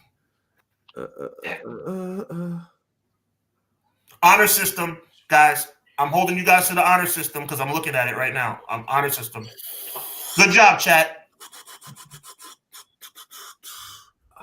I want to see eyes up, Joel, Mountie, Jesse. Eyes up. I'm up. Yo, there's only 2 people it could be. Maybe 3. No, 2. I got 2 Because he came back before. It's got to be. He was at 4, right? Was he at any of the other ones? Dude, I'm guessing. This might be wrong. Ricky Steamboat. That is 100% correct. My man. Woo! Yo, it was either him or man. Jimmy Snuka. Because Jimmy Snuka wrestled Jericho. That was the only thing I could think of. And I was like, when did he last wrestle? Yeah. Okay. I was thinking Ric Flair. I'm sorry, because No, Ric Flair. That was a long time too, though. From WrestleMania 8 until when did he Good come job. back? Good 18? job, Guy Will Gamble. Good job, Rob. Good job. And Leezy. Even Bret Hart was a good duration to like what 12, 13 years? No, Yeah, that was a long time too. something like that. It might be. Yeah, that was fun, guys. I got so many more questions for you. Maybe but you guys more? suck. Listen, I got so many more, but you guys suck, so we're moving on. No, real talk. No, this is fun. This is fun. No, let's Nobody's get gonna into the main follow event, us. though. We should do a trivia show. I'm gonna let you Hang on, guys. hang on. Who won? By default, Conrad won, but everybody yeah. got on the board, so that's a good thing, right? He's not invited to the next trivia. I'm just saying, like, Okay, quick question to the panel, quick question to the chat. If we do a real trivia show one day, if we stick to one show, can we do that? Yeah, One show meaning like one WrestleMania? You guys do some homework on one WrestleMania? as long as you do 19 or 24. Fair enough. All right. Let's get into the main event of the evening. Yo, WrestleMania is on Saturday and Sunday. Let's go down the parameters of this card. I want predictions, guys. I want predictions. The rumor mill is saying that Rhea Ripley and Becky Lynch are going to start the weekend. Derek, let's start with you, my man. Who walks out as the women's world champion and why? I'm gonna. Guy Will Gamble, I got you, bro. I got you. God, I hate to say it because I know I'm a sound biased, but I'm going with Rhea. Bias. No, I'm just kidding. Go ahead. Like I don't know. Like there's not much behind this for Becky. Like I don't see anything that really merits the fact that she's going to win. Mm-hmm. I mean, like, what's the motivation? I don't see the motivation behind it. Okay. I need somebody who's going to be. I don't want to say bigger than Becky because Becky's big right now, but I need somebody bigger than Becky. To your point, she's not as big as she was at 35. True. Yes. True. But I think I just need somebody outside the box, and I think outside the box is where it's going to be. Like, don't get me wrong, Becky is phenomenal. I love Becky, but I don't see the motivation as to why we would push her to win the title again. Okay, so you're picking Rhea to win just by default at this point? Yes. Fair enough. Conrad, talk to me. Rhea versus, we did this on our show on Monday nights. Check the archives, everybody. But for the sake of this evening, tell us who you think is going to walk out as the women's world champion. I might have some different answers tonight, too. Okay, great. For some of it. But I'm going to say Rhea, she's in her prime. It's time to do the thing. Let Rhea rock. I feel like the four horsewomen are kind of moving into the different stages of their career. They're like legends now. They're basically Hall of Fame certified. Let Rhea build up her name. I feel you. Jesse, talk to me, man. I hate to say this, but I think Becky's taking it because Becky wins. Okay. I think Dom messes something up because I think that they're trying to split Break the them up. Judgment Day now. that the whole Judgment Day. I think Mhm. something's happening to where it's just massive failure all around at this WrestleMania. I hope that doesn't happen because I'm way more of a fan of Rhea. I want Rhea to win, but I have a bad feeling about it. Before we go to, I like the prediction. Before we go to Mountie, and Joel, great question by Guy Will Gamble. Is this the first female opener in WrestleMania history? I really don't even know that. Are you guys familiar? Are we back on trivia? Well, I'm asking Can the I question about one of our viewers, Jesse. I'm gonna Google. There you go. I think there was one before. No, I think, but it wasn't too long ago. It was maybe in the last 5 years or something. I'm trying to remember. That's a really good question. Shout out to Guy Will Gamble for that question. First women's opener. The first. I don't believe so. No. Okay. All right. All right. Well, that's a good thing. We can look into that a little bit later. But let's get back on track here. My man Mountie, God bless you, my brother. Who wins the Women's World Championship and why? I'm going with Mami. Okay. Honestly, she's the like I think Conrad mentioned. Like, she is in her prime. She's doing a great job as champ. I feel like she just needs to keep it longer. This is sometimes you need to be rewarded for your hard work to not just be at WrestleMania, but sometimes to retain or win wherever you're going. And I feel like she's done such an excellent job. Everything about her is like she's on fire right now. As far as like she's probably I think she's the hottest women's wrestler probably in the planet right now, arguably. She's up there. So everything she's doing is just catching fire. You can't make that go cold. I'm not saying that the belt is the end all be all, but for whatever reason right now it's just working. Just keep it working. So I'm going for Rhea Ripley to retain here. There you go. Joel, talk to me. Mommy or the man at WrestleMania? You know, Jesse brought up an interesting point, and it made me think. However, the one side I disagree with is if Becky wins, what does she do with the title? So I mean, I like that idea. So based off that, I agree with Mountie. I think Rhea's going to hold the belt. How often do we get, a champion retaining WrestleMania? It used to be every WrestleMania, I feel like there was always a new champion, mostly. Very rarely was there retained. Now, I feel like we're going to start talking about Rhea being this longest, they're going to start building up this story where she's held the belt for X amount of days. I just think no one is hotter than her. She's got everything going for her. Keep holding the belt. Rhea Ripley will retain. That's what's up. All right, Derek, back to you, man. We're going down the parameters of the card. I'm gonna jump in and I'm gonna say Rhea Ripley retains as well. And I'm gonna start off before I give it to Derek and say that Gunther wins. And I really don't think there's any other reason to discuss it other than just Gunther has to win. Derek, what are your thoughts on the Intercontinental Championship match? Yeah, Gunther has it, man. You can't take that from him. Honestly, like right now, there's nobody who's going to really take that right now. Like, if anything, like I think like the next person that you could say that could really challenge him right now would be like, and I'm gonna go back to what I was thinking or what I say about LA Knight. I think LA Knight would be your next biggest one. You know what I mean? Like, I definitely think Chad Gable should have had it a long time ago. Like, even now, I still think he should have had it, but I just don't see WWE giving him that opportunity right now. Right. I don't see it coming off of Gunther anytime soon. Like, there has to, again, this goes with like I said, with Rhea Ripley and Becky. Somebody outside of the box has to take it. I thought, look, I know everybody knows I'm partial to Jey Uso. I'm sorry. I mean, I'm a Jey Uso guy. I thought Jey Uso winning was legitimately, like, possible. I mean, it didn't work out that way. But I'm going to agree with you, Derek, and say that there's no way that Gunther loses. But I'm going to say there's going to be a little bit of a twist. I'm going to say Chad Gable turns on Sami Zayn. Okay. I'm going to go outside the box, and I'm going to say Chad Gable turns on Sami Zayn and costs him the match. Conrad, your thoughts? Good. By the way, it's hot take from Jordan. Good job, Jordan Kirby. Good call. I'm going to say Gunther wins. I think Chad Gable's involved some way, somehow. I don't know how, maybe an accident, whatever.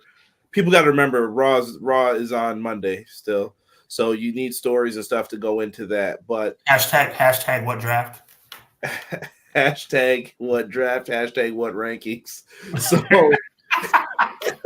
So I don't know. Like, give it to Gunther, I say. And Sami Zayn's story is the fact that Sami Zayn is trying to get to the World Championship. That's his actual story. He's been Intercontinental Champion a couple times, so I'm standing on that.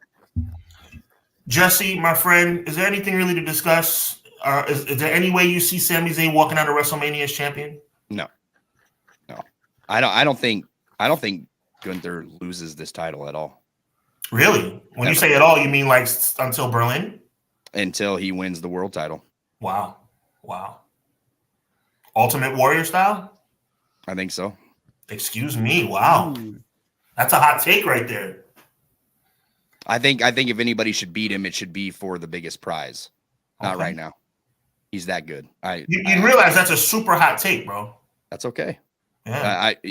I just look, I mean, Gunther's been presented as like one of the most dominant wrestlers in WWE, right? Do you have Sami Zayn or even Chad Gable beat him? Mm-hmm. I don't think so.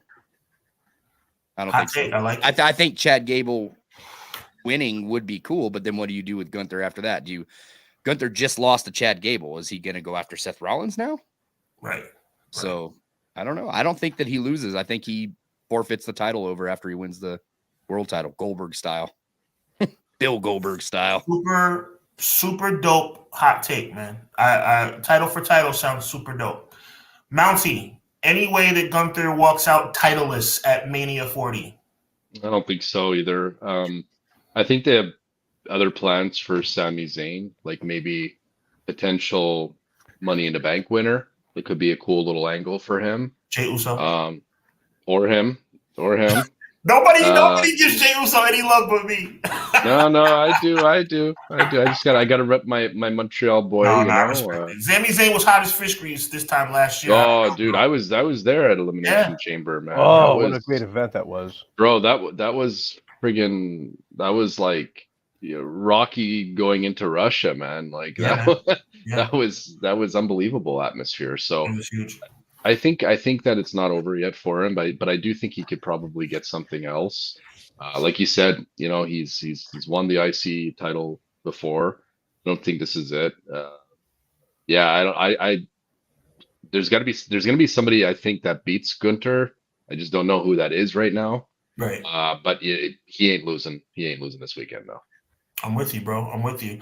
Joel, does Sami Zayn shock the world, or are we still looking at Gunther as champion come Monday night? So I'm going to put a spin on it. There's two matches here, and we'll talk. I'll give my pick on the other match. I think it could happen. But I think Gunther retains possibly. I don't know how many of you are going to like this idea, but it's something I saw on Raw a couple weeks ago, and it just stuck in my head. Gunther retains.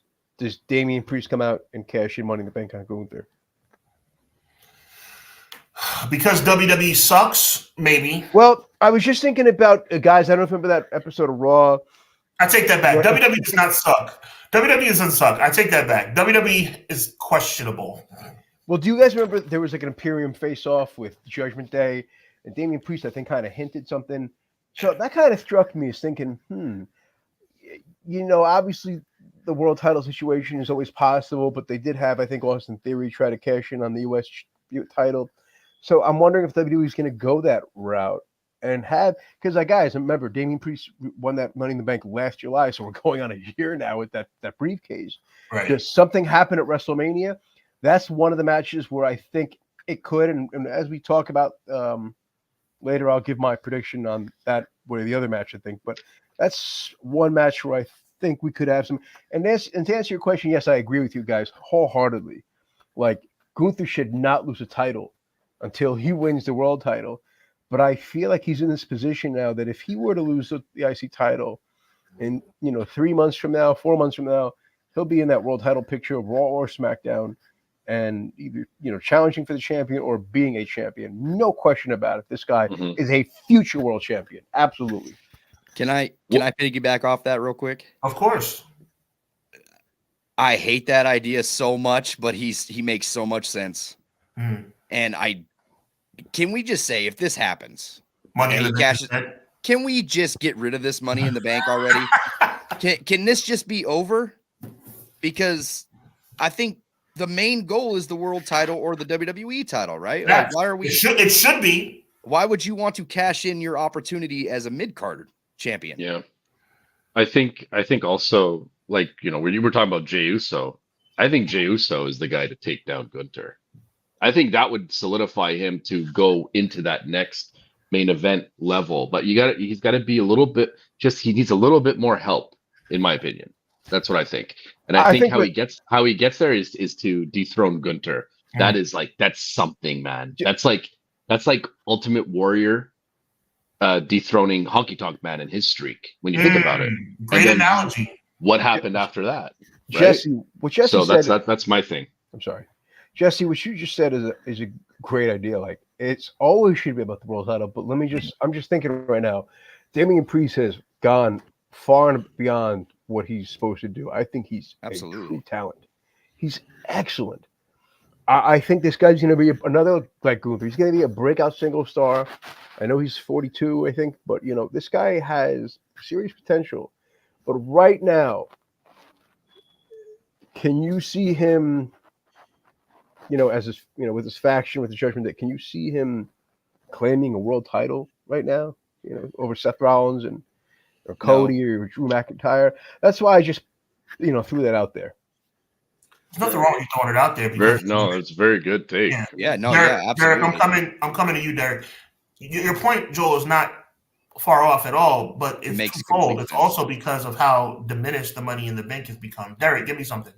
So, and just to piggyback off of you and everybody else, that's what I'm saying. Outside of the box, Jey Uso would be that outside of the box wrestler who could do something and shock the whole world.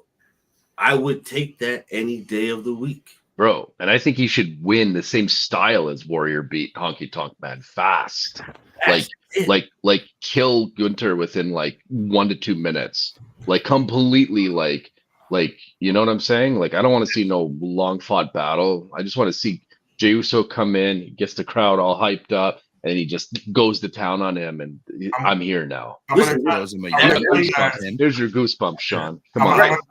Because I'm gonna tell you guys my dream that is I don't think is even possible. It was highly unlikely before, but especially with the announcement that the Uso match is going to be on the same night as Gunther and Sami Zayn. My dream was that the Usos would wrestle night one, Jey would win, or even lose. And then something would happen to Sami Zayn backstage, or something would Sami Zayn I like that. I like along the way, and then they need a last-minute challenger, and But that dream is even less likely now because they're fighting on the same night. Any thoughts on that? I thought that would be dope if those matches were scheduled for night one and night two, maybe, but they're both on night one. If anything's going to happen, Sean, it's got to be somebody competing on night one and an opening on night two. That's, I think, the only thing. I hate to say, my friend, I agree with everything you're saying, but that's the only way something can change. Right. I like what you said, Joel, and here's the thing too. Look at what happened with Seth Rollins. When Seth Rollins won the world, and I'm not saying this is for the World Heavyweight Championship or anything like that, but when Seth Rollins cashed in his Money in the Bank briefcase, right, he lost to Randy Orton earlier that night. Don't give me too much hope. You know why? Because I'm getting goosebumps again.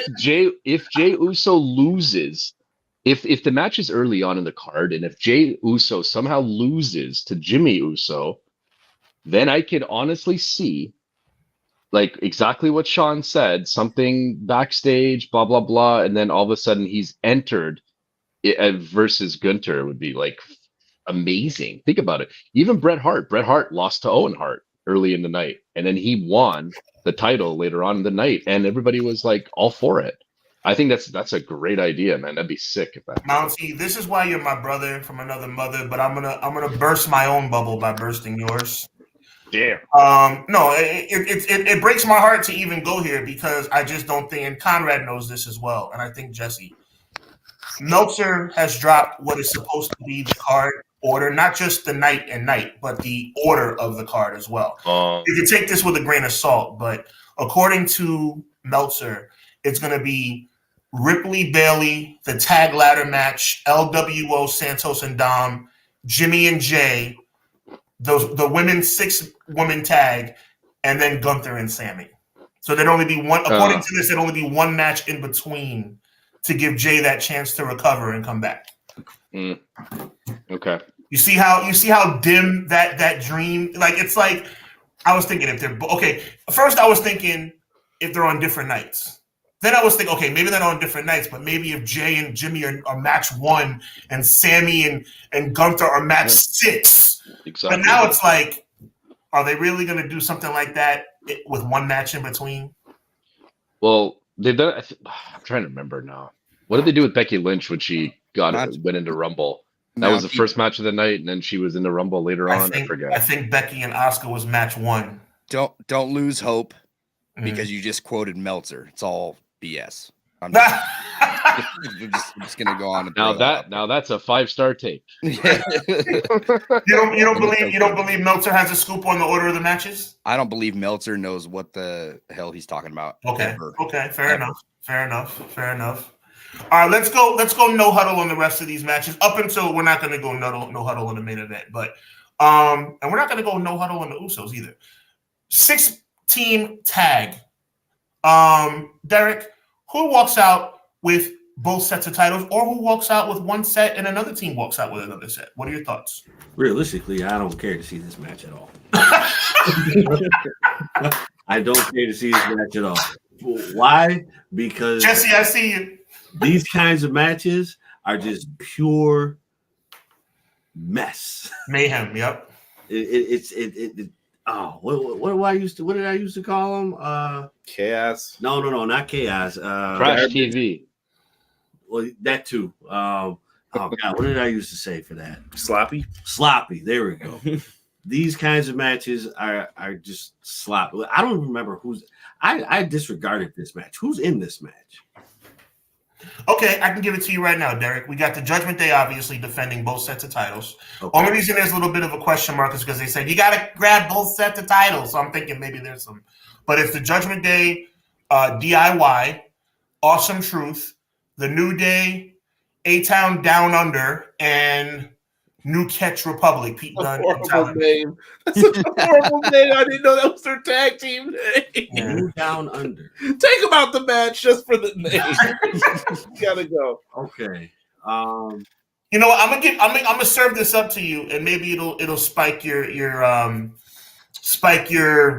like, I guess you could say, mix it up a little bit. Okay. I'm thinking that Truth and Miz win the Raw tag titles, and I said DIY wins the SmackDown tag titles. DIY wins. Oh God! If Truth. Oh man, It's gonna be bad. Oh, you're not a Truth fan, Derek. You're not a Truth fan. Oh my God! My bad. No, Not at all. really. I'm surprised. I love our used to be, but I can't, dude. I really can't. Like, Okay. So who do you see walking out with? Do you see somebody winning both sets, or do you think they split up at the whole rumor about them getting split up? No, I believe they're going to get split up. I think DIY takes SmackDown, but I think Awesome Truth will take. I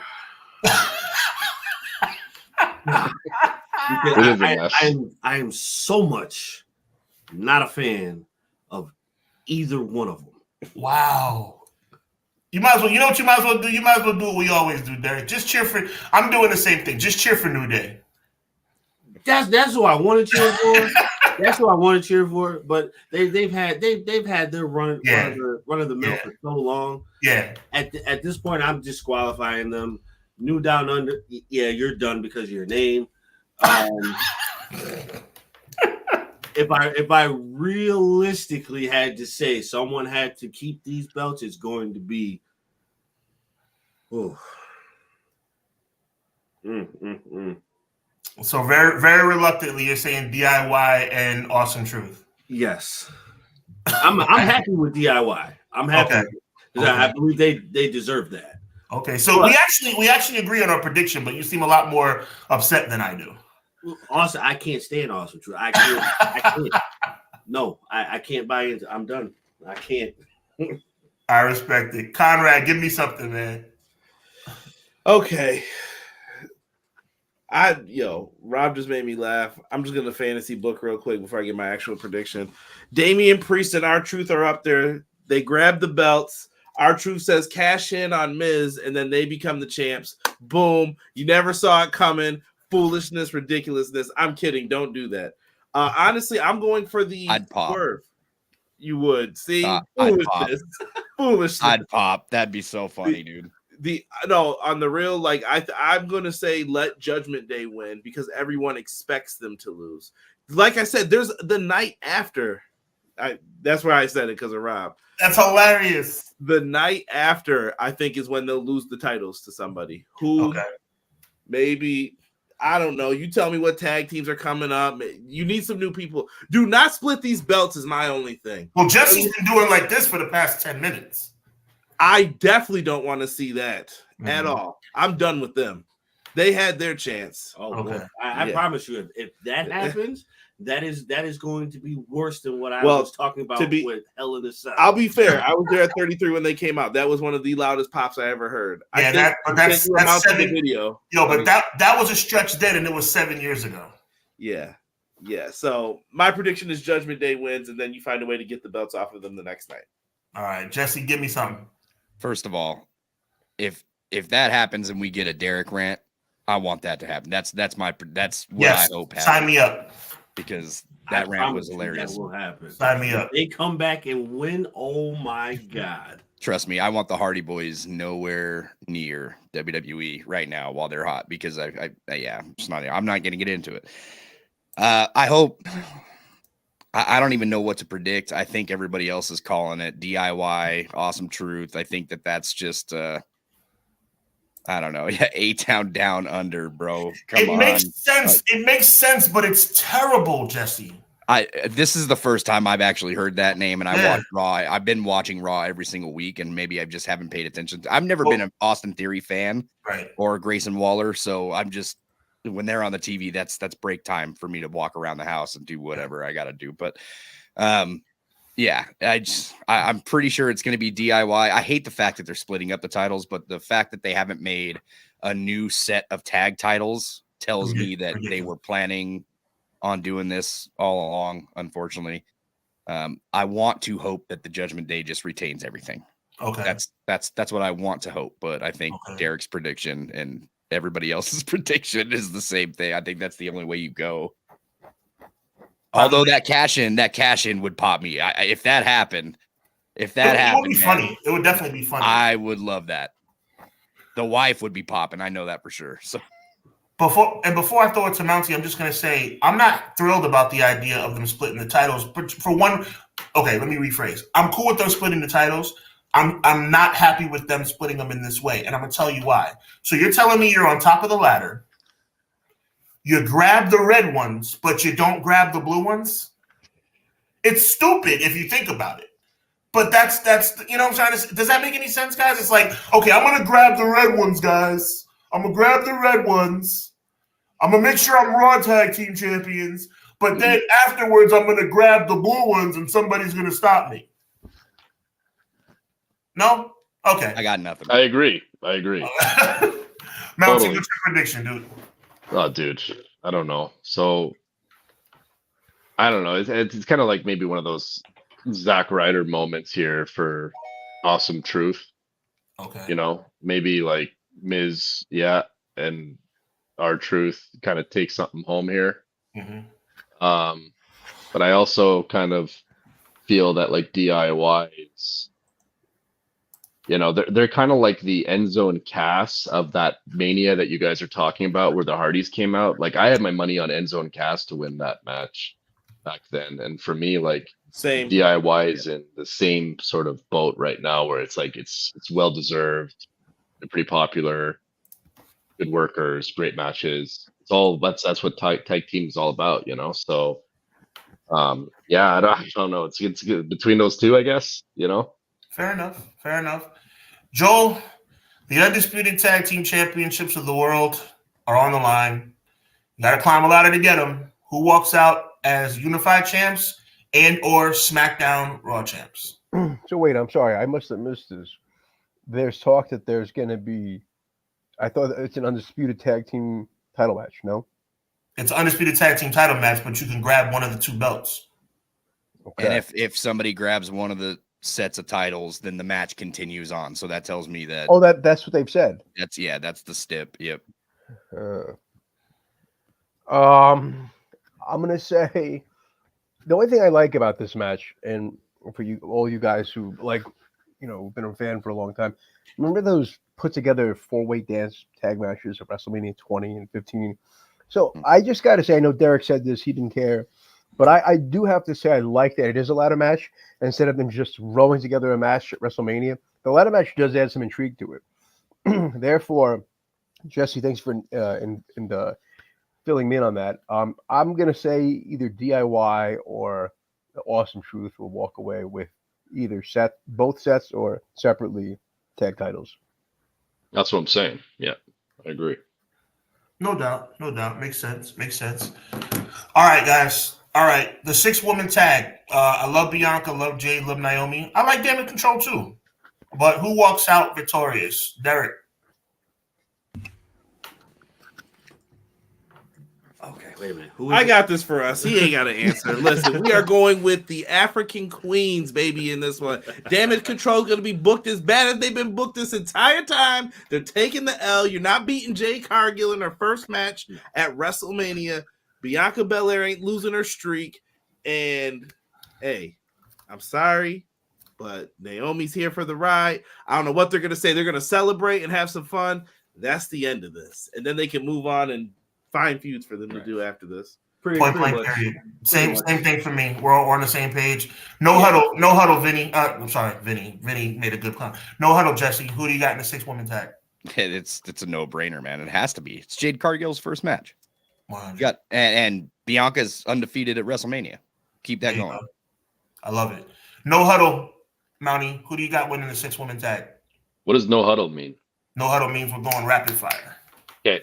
Yes. Jade and Bianca wins. And not only that, we might see a spot where both of them hold somebody above their head at the same time and they're looking at each other. Stuff like that. So yeah, they win. Damage Control takes the L. Joel, no huddle. Who do you got winning the 6-woman tag? We're going to see Damage Control implode. I think Io Sky's going to lose, and I have to say, yep, no way Bianca, Jade, and Naomi are going to lose. They're going to win, especially in Jade's pay-per-view debut. No question. That's what's up. Match of the night for me, Jey Uso versus Jimmy Uso. If Jey loses, WrestleMania is going to be terrible this year. I don't care what happens. I don't care if Prime Ric Flair comes back. I don't care if Prime Stone Cold comes back. I don't care if they reincarnate Bruno Sammartino. I don't care if Shawn Michaels comes back and retrieves his smile. If Jey Uso loses, we riot. So I'm picking Jey. Who do you got, Derek? Man, I'm going with Jey. This is a match that I'm actually invested in, so I'm going with Jey. Conrad? This is one that I kind of want. You're going to say Jimmy. You're going to say Jimmy because you're mean. No, not because I'm mean. I want to change my mind on this because I can see it going either way, but then I have a fear for later on what could happen. I'm going to say Jimmy because now this is not the kayfabe reason. Let your brother shine. Jimmy really hasn't. He's looked like a fool throughout this entire thing. If Jey wants to elevate his brother and we're both going to stay singles, that's what you do. If Jey wins, this leads to someone's turning heel. I don't know who. I got a feeling something's going to happen in one of these matches where someone turns heel. And I told Sean a long time ago, do not throw out the possibility of Jey saying, you know what? this ain't for me, man. I've done everything right, and I can't get nothing. I'm tired of this. I'm going back to the family. You know, and then they go through and do all this stuff. It could happen. I predicted Jay. This is the one match where I'm going back and forth. You know what? I'm going to say Jay. I'm going to stick with my original. I want to pick Jimmy, though, but I'm going to say Jay. Jesse. You, Hubs, for you. I appreciate that. I was just about to say, Conrad and Derek are doing that one for me. Jesse, are you going to be kind and say my guy wins in Mania, or are you going to break my heart? I prefer Jay, but I fear for Jimmy. Okay. I fear for Marty Jannetty. Okay. And that's what I'm going for right now. Is like, look, if Jimmy does win, then he means something. Yeah, you're right. Jimmy really hasn't really gotten anything so far. You just beat main event Jey Uso, and Conrad hit the nail on the head. This will lead them back into the bloodline. Like, I don't think anybody wanted to see the Usos split. They're one of the greatest tag teams of all time. Absolutely. Like, I want to see the Usos back, but Jay has done an incredible job on his own. But where does that leave Jimmy? Right? Like, it's almost like Jimmy's forgotten. It's almost like Jimmy's Marty Jannetty. And I don't want him to lose this match and just kind of lose his career along the way. I think you put Jimmy over in this one. I think that's the way it's going to go. So you say all that admittedly educated stuff just to say, Sean, your dreams are going to fade at WrestleMania. Because, Sean, your guy's going to lose. Well, do you want the Usos back? You know what? Good point. Let's go Jimmy. No, I'm not going for Jimmy. I see your point. I see your point. Like, everybody wants Jay to win, but it's kind of like Jimmy was dope with the team, and now it's like, you make a good point. Hey, and also, yeah, so go ahead. It's predictable that Jay's gonna win. Yeah, right. And you know I don't like predictable. That's true. Using my own stuff against me. Well done. Mountie, my guy. Yeet or no yeet? No, it's got to be no yeet. Unfortunately, it's. I think that Jimmy needs this a little bit more. This is his Owen Hart moment, against Bret Hart. That tugs on my heartstrings. I have to do it. This is his Owen Hart moment. You knew that would get me, Mountie. You knew that would get me. I really feel like Meltzer's got this match card wrong, and we're gonna see what we talked about. I hope you're right. Jey Uso is going to have his time, whether it's night one or maybe the Raw after Mania. I don't know, but Jimmy needs this win more than Jay needs this win. Jay you tapped into our real life friendship with that commentary, because you knew that Owen Hart thing would tug on my heartstrings. And look what it did for her, because both of them, this is the same situation. Jimmy Uso, Owen Hart moment, he wins. That's how it is. I hope it's the same way too, off the turnbuckle. Yeah, same pin. That'd be sick. Oh my God! Now you got me thinking. 30 Conrad, years later, what is he doing? 30 years later, a tribute to WrestleMania 10, where the brothers go at it. You're gonna be really mad same if you finish. Say that again. Oh, everybody's saying what? Oh no! Oh, look at that. Rob, I see what you're saying. This is a trend. I'm about to curse on my own podcast. This is crap. I've been so good. Oh, I haven't sworn once. Owen, Matt, Jimmy. Joel, who do you think wins the match? I'm going with Yeet. I just think WWE has bigger things for Jay. Yeah. Jimmy's, since they've broken up the Usos, that crowd on Raw, Pat McAfee doing the wave on the announcer table, it's like iconic, like the way the crowd reacts. He's got so much power right now.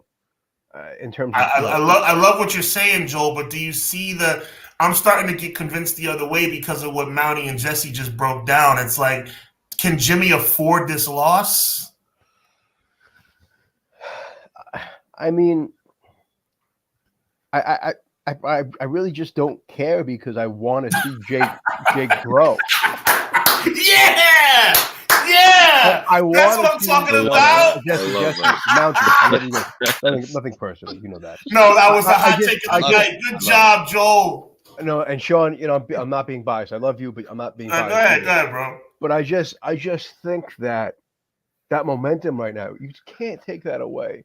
If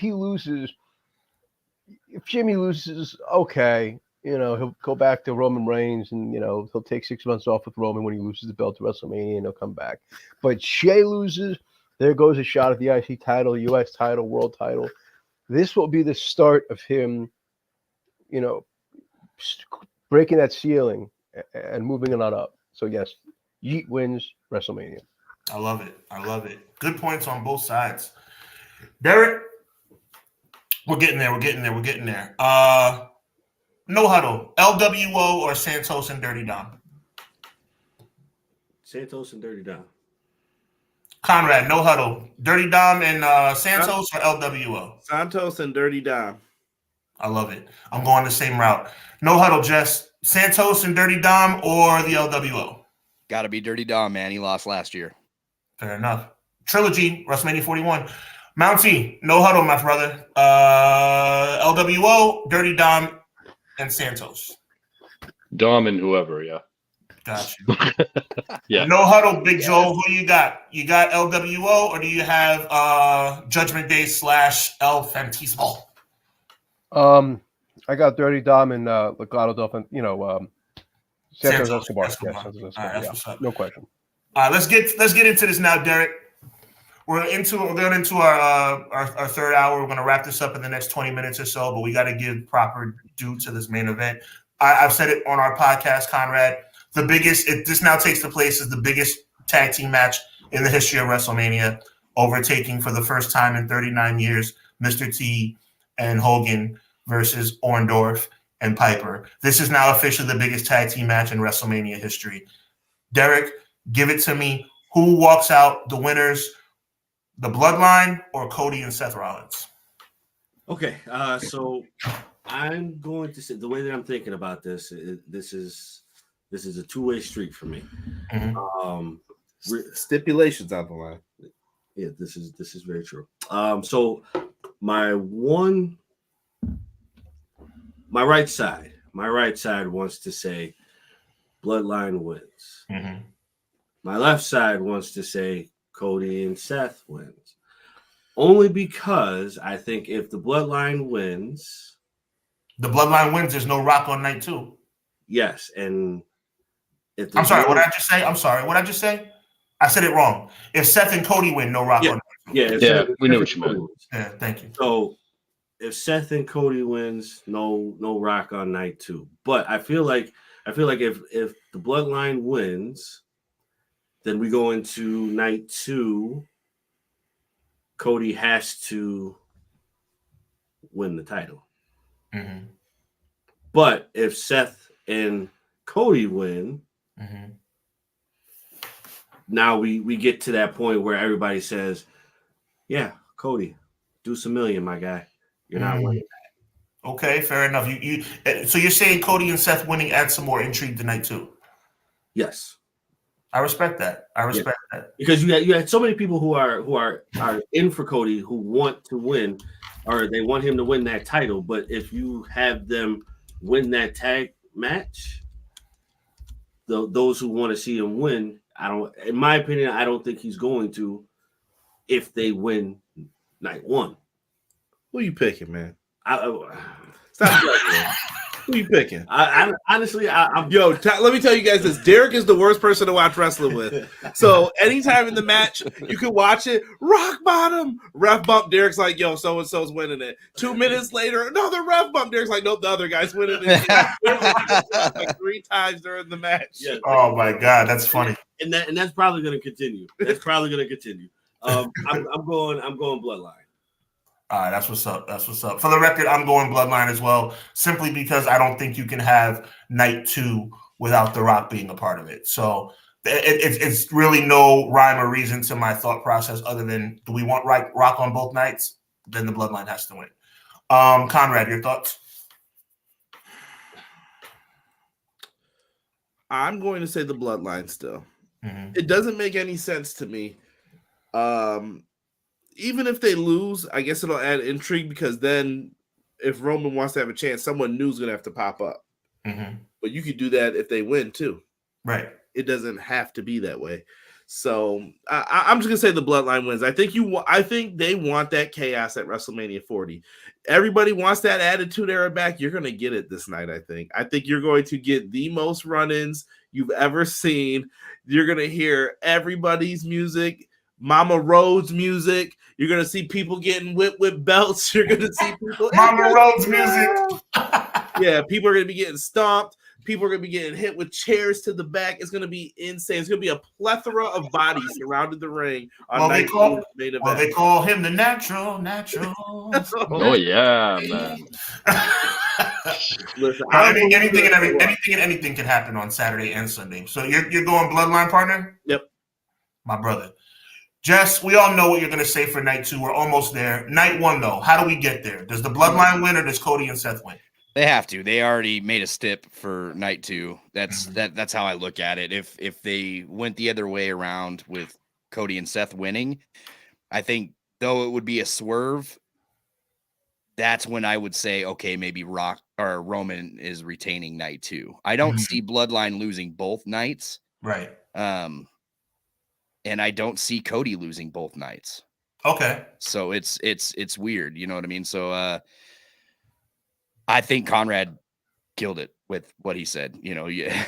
Brian Gwartz is writing this story, man. And I think we're going to see a lot of familiar faces show up at WrestleMania. I think, though I'm not a fan of all the dusty finishes, I mean, what better way for Cody Rhodes to win the title than to have a dusty finish at the end of WrestleMania?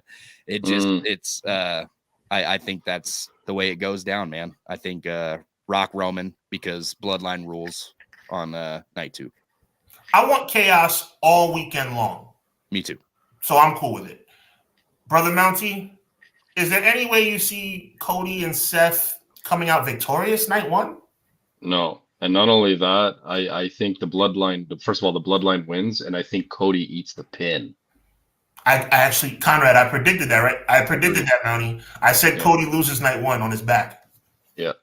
So it's too important of a moment, and you really got to, in order to sell this story thing that they're trying to finish, you really got to like make it feel like it's within slipping through his fingers, so to speak. And the only way to do that, like a lot of people are going to think that Seth is going to eat the pin because he's the lesser of the two, if you want to look at it that way, and in some respects, of course. Right.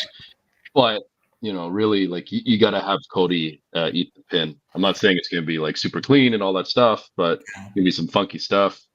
I want to see if Hunter gets involved this weekend at all too, because you know he's been sort of quiet for a bit. So, yeah, but yeah, Cody eats the pin. Bloodline wins, and we go on tonight too. Good stuff, Mountie. Joel, everybody seems to think Bloodline is kind of a hands down lock for night 1. What say you? I mean, Mountie hit it on the head. Where are we? We're in Philadelphia, the home of Rocky. Of course, Cody's going to eat the pin. They're going to build night 2 with the cold open. The cold open for night 2 is going to open with this Rocky-like promo that's going to make him, you know, Cody look like the biggest underdog. Got pinned last night at WrestleMania Night 1. How is he going to overcome these odds? So in Philly, Rocky, Cody, it all ties in. The biggest underdog story in wrestling history. They're definitely gonna win. Cody's probably gonna take the pin. We're gonna go to night 2. Bloodline rules. Yes, 100%. Nice. We're gonna go no huddle for 3 matches for night 2, and I think it would be a disservice to go no huddle for the other 3. But we are gonna go no huddle, starting with Derek for LA Knight versus AJ Styles. I want LA Knight. Yeah. There you go. Jess? I think you have to give it to LA Knight because he's just on that momentum train. If you have LA Knight lose at Mania, it could ruin a lot of things. So same with your Jimmy Uso logic. Yeah, no doubt. Mountie? LA Knight wins, and he comes to the ring wearing LA Gear shoes. I like that. Nice. Very smooth. That was smooth. I like that. I like that a lot. Remember Joe, those? who do you got? Knight or How old, dear? was dope, Mountie. I'm going to go the opposite. I want to see AJ win. I'm sorry. I love AJ. He was attacked by, he turned his back on LA Knight. He's got to make a point WrestleMania that he's still in the main event picture. AJ Styles for the victory, baby. And maybe I'm being biased, but that's where I'm going. No, you're good. You're good. I'm gonna go LA Knight just because LA Knight's career can't afford it to lose. That is. Derek, no huddle, my brother. We're gonna go. I'm not calling him that stupid name. I'm saying Bobby Lashley and the Street Profits. I'm not saying that ridiculous name because it should be whatchamacallit. Conrad, help me out. The Lion Guard. No, it should be what it was before. It should what was it before? They had the Pride. I forgot what they were going to. No, the original one. The original one. It should be Hurt Business 2.0, but Hurt Business. Yeah, Hurt Business 2.0. But anyway, Lashley, Angelo, and Ford going up against the Final Testament. Derek, what are your thoughts? I'm going with Bob and the Prophet. Bob, like Bob. Bob. The homie Bob. I love it. He's called that because of Rusev when he called that Bob Lashley. That's what's up. That's what's up. Conrad, I know who you got, but tell us anyway. I'm sticking with Lashley and them as well. I think that he got robbed last year. Jess? Yeah, I'll go with Lashley and them. Mountie? Final Testament. Okay. You think Cross needs it. I respect that. Joel? I really like where Mountie's going here. Love carrying Cross, maybe because I'm a little biased with MMA. He's great. And he's a big BJJ guy. He trains. But Street Profits and Lashley for the victory. No doubt. And the last no huddle of the evening, we're going to go with the United States Championship. I think this deserves a little bit more than no huddle, but for the sake of time, let's go no huddle. Paul, Orton, or Owens for the U.S. belt, Derek? Ooh. Damn.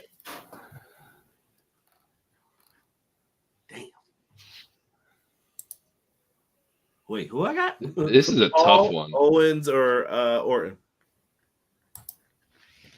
Give it to Orton. This one's hard. I'm giving it to Orton. Derek's on the same page with me. I said Orton should win for nostalgia purposes. Yeah. If we're going the same order, I'm going to take Logan Paul. Jess? I want to see Kevin Owens do something, man. I love Kevin Owens so much that I would love to see Kevin Owens take this. God. Part of me just thinks Logan Paul's keeping it. That might not be a bad prediction. I hate to say it, but that might be right. Mountie? I got to go with Randy on this one, and I think Logan is the one that gets pinned and he loses the title. Okay. Orton walked into WrestleMania not too long ago as U.S. champ, didn't he? Like maybe 4 or 5 years ago. I could be wrong. Right. Kevin Owens did as well. Right. So I don't know. I think, Randy coming back, he looks great. I don't know. I gotta go Randy on this one. I respect it. I'm going Randy for nostalgic purposes. Joel? Is this the first pay-per-view we're going to have the Prime logo on the center of the canvas? We're going to find out in about 3 minutes. They're about to reveal it. Yeah, that's what's up. So, based off that, I say Logan Paul retains. He's got so much going for him. He is one of the best crossover stars that's come over to wrestling from whatever different kind of entertainment who's killed it. I mean, we've seen so many celebrities come over, make mistakes, or just do horrible. The crowd doesn't love it. Logan Paul, I mean, the fans are eating it up. Logan Paul retains. He goes on. He is good. Very good. I want Orton to win, but if Logan Paul wins, Owens takes the pin. Orton doesn't get touched. Yes. Good point. I like what Derek said. Yes. Smart take, Derek, and I agree with you as well, Joel. All right, guys, meat and potatoes time. We're wrapping this thing up, but we got to give proper respect to these last 3 matches, and then we're going to give some room to talk about what you guys have coming up on your platforms. It's the World Heavyweight Championship, y'all. We're all believing that Seth and Cody are going to come out not victorious on night one. So if you go according to the rumor mill, Seth and Drew are supposed to open up night 2. So I say Drew wins, and I say it very reluctantly because I think CM Punk should have and would have won, because of circumstances beyond our control, CM Punk is not going to be involved.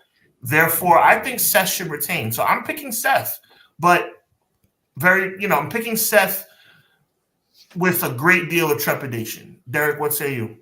All right. I'm gonna say as much as I don't want him to win, Drew is going to win because he's had this whole thing. I didn't get my just due because of COVID and everything. I get it. I get it. But you had a title run. You can get your title run now. And the only reason why I say he gets his title run now because CM Punk comes back and is like, oh, where that second title run that you're talking about right now don't mean nothing. Let's go. Exactly. That's what's up, Conrad. I am going to go with Drew McIntyre winning. I think there's going to be some type of discrepancy where Punk gets up from the announce table. Something's going to happen with him and Seth. And I feel like this little three-way feud's going to continue once Punk comes back, and it's not over yet. And we're going to get those one-on-one matches, but we might even get a triple threat in between. So give me Drew. A lot of one-on-one, but maybe all three. That's what she said. Jesse, what do you got? You're probably not going to like hearing this, but since CM Punk is sitting at the commentary table, I think that he's the reason why Drew loses. I don't see Seth losing both nights of WrestleMania. Neither do I. I see Seth Rollins winning this, and then I see Damian Priest cashing in on Seth Rollins. Oh, you think Damian finally gets it done? I think he has no choice. I mean, if you want to keep this Money in the Bank relevant, that's the only way to do it. And I think, Damian Priest either walks away with it or what. I don't know if they have him lose that and let Seth continue to walk away with the title, but I do see Damian Priest cashing in. I like the idea of the cash in, by the way. I like where you're going. I just was surprised that was your prediction. That's what I see happening, man. I mean, how much further can you push this? If Judgment Day is kind of falling apart, they lose the tag titles on night one. This is Damian Priest's time to redeem Judgment Day. And if they're trying to break Judgment Day up, he can try to redeem Judgment Day and fail in the cash in, and Seth walks away with the title. Interesting. I like that, Jess. Good stuff. Mountie, who do you think walks out World Heavyweight Champion? I say Seth can't lose 2 nights in a row. And what do you think? What you and Jesse said is like, I went into this question thinking like, oh, okay, it's going to be Drew. And now that you said that, I'm like, ooh, that's a tough one now. Now, I did say that Seth wasn't eating the pin, but he's still losing. But I think it's a tough one because I think Drew, he's in a spot right now where he's kind of, showing a little bit more of his character, I guess, or his personality, I should say. Because, I know for a long time, like a lot of guys, especially on this podcast right now, like you and Conrad, we're not really maybe sold on like Drew McIntyre being like one of the top guys and stuff like that. Exactly. And I understand where you're coming from. I mean, I think it'd be interesting if Drew won and then Damian Priest cashed in on him, and then so he still doesn't quite get his moment. I think that would like really continue this. I don't even know what character he's trying to be right now, but it's interesting to say the least. But to your point, that still makes Seth lose. So it's a tough one. But my gut tells me that Drew McIntyre is going to win this one. But I'm really not sure about that one. If I had to say one that I probably going to get wrong, it's probably this one. But I'm going to go with Drew. Fair enough. Before I throw it to Joel, you guys want to hear a dope trivia question? I'm gonna give you guys 1 year from today when we come back and do this again, God willing. Who's the only man in WrestleMania history to lose consecutive matches at the same WrestleMania? Seth Rollins. That could happen, right? Think about it. That's and I'm saying that. I'm not saying that to be funny. I'm saying that because I think Seth Rollins cannot afford to lose 2 matches in the same WrestleMania. But why not? He's had a really good run for years now. 2 matches in this. He loses twice. Yep. Him and Becky have a shitty weekend. Oh, I swore. My bad. Okay. I had a good run. Yeah. But I think both of them have they've had their time in the sun, man, for a bit now. I don't think that I think, but at the same time, even if Seth loses, right, that doesn't mean he's not going to be somehow, especially bloodline rules and everything. You might see him later on the night. So he might Seth, have something. So Seth loses 2 consecutive WrestleMania matches in the same WrestleMania, and that might tee him off to the point where we might see him later in the evening. Yeah, I don't know what's going to happen with him, but I could see him making an appearance later on to help Cody or something like that, or maybe not help Cody. Or not help Cody, or maybe Hunter gets involved, and then like Seth intervenes because of their history together, because of the authority and all that. Like you can tie in so many different things in this, right? God, another record to be broke too, huh? Nobody's ever lost that, have they? What's that? Two nights in a row, same WrestleMania. No, yeah. I was saying that a little tongue in cheek. I hope it doesn't happen, but. You're right. Maybe he loses 2 matches in a row at WrestleMania, and then it makes him a little angry and makes him want to chime into the main event. Joel, what do you got, man? So I think Seth definitely loses 2 nights in a row. I think Drew wins, and then I think Damian Priest cashes in simply because of what Mountie said. He had his WrestleMania moment stolen from him in 2020 because of COVID. He's going to have it stolen again on Sunday when Damian Priest cashes in on him. That's what I'm talking about. So I know we can talk about this further. Not bad. But while we're on the topic, I know we'll talk about it in a little while. Seth flips out. He comes out to help Cody, we think, and here he comes to help the Bloodline. Not that that's going to result in the finish of the match, but I see, like you said, having a bad weekend will result in Seth doing some things that later on that night that will surprise us. But yes, not bad. Drew wins, Damian Priest cashes in, and the storyline is Drew McIntyre has his WrestleMania moment stolen again. Yep. Not bad. Not bad at all. Not bad at all. All right, guys, we're almost there. Look, Derek, I'm throwing it to you. Is there the answer that I'm about to the question I'm about to ask you is 100% no. So I ask it to you. Is there any way on God's green earth that after all we've seen happen, that Bayley does not walk out as champion at WrestleMania?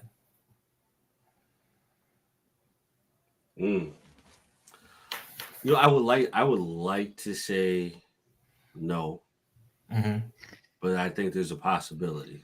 Okay. I always think there's a possibility because I want to say with Jade, Naomi, and Bianca. Oh God. With them winning, I think that causes the implosion of damage control. Asuka causes Io to lose. Oh, so you think Bayley will walk out victorious?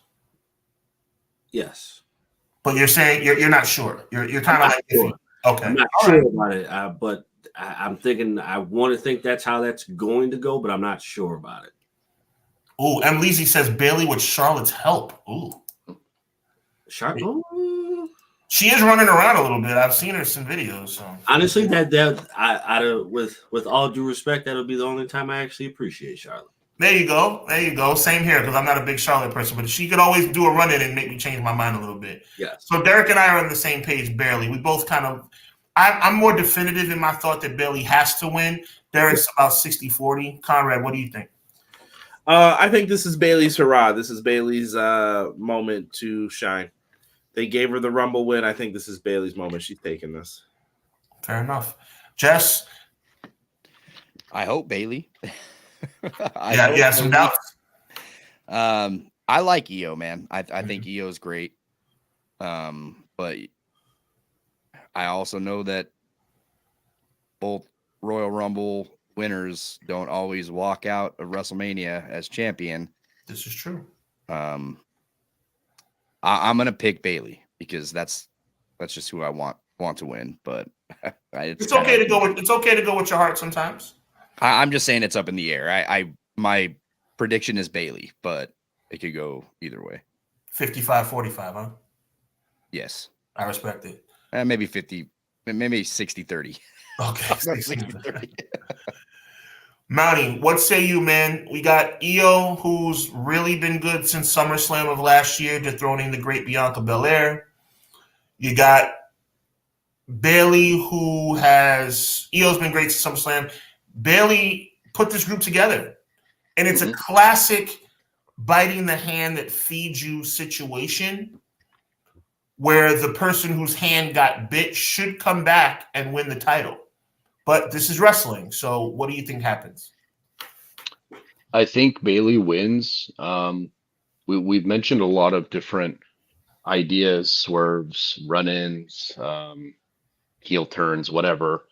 But I think sometimes we have a lot of thoughts. We overthink things sometimes. They're all great ideas, but the reality is sometimes you just need a winner and a loser. And this is going to be one of those matches where just Bailey just wins straight up. That's it. No doubt. I like it. I feel the same way. I feel the same way. Joel, who do you got in the women's title match? Bailey. Agree with Mountie. Bailey all day? Pins. Easy win. No surprises. 1, 2, 3. New champ. All right. So we're here, guys. We're here. We all agree that the Bloodline's going to win the tag match on night 1. Which means that this match, according to Derek and Conrad and Sean and Jesse and Mountie and Joel, will be Bloodline rules. Anything goes on night 2 at WrestleMania. So essentially a no DQ match, rematch from 39. Cody gets his second chance to finish the story. I'm going to start with myself. I'm not going to Derek next. I'm not going to Jesse third. Derek will be fourth. And Jesse will be fifth for passion purposes. I'm going to start with Joel, but I'm going to say my piece first. I think Roman Reigns wins this match. I am a big fan of Cody Rhodes. I respect him. I think that this Cody Rhodes storyline has drawn a little bit stale, a little bit.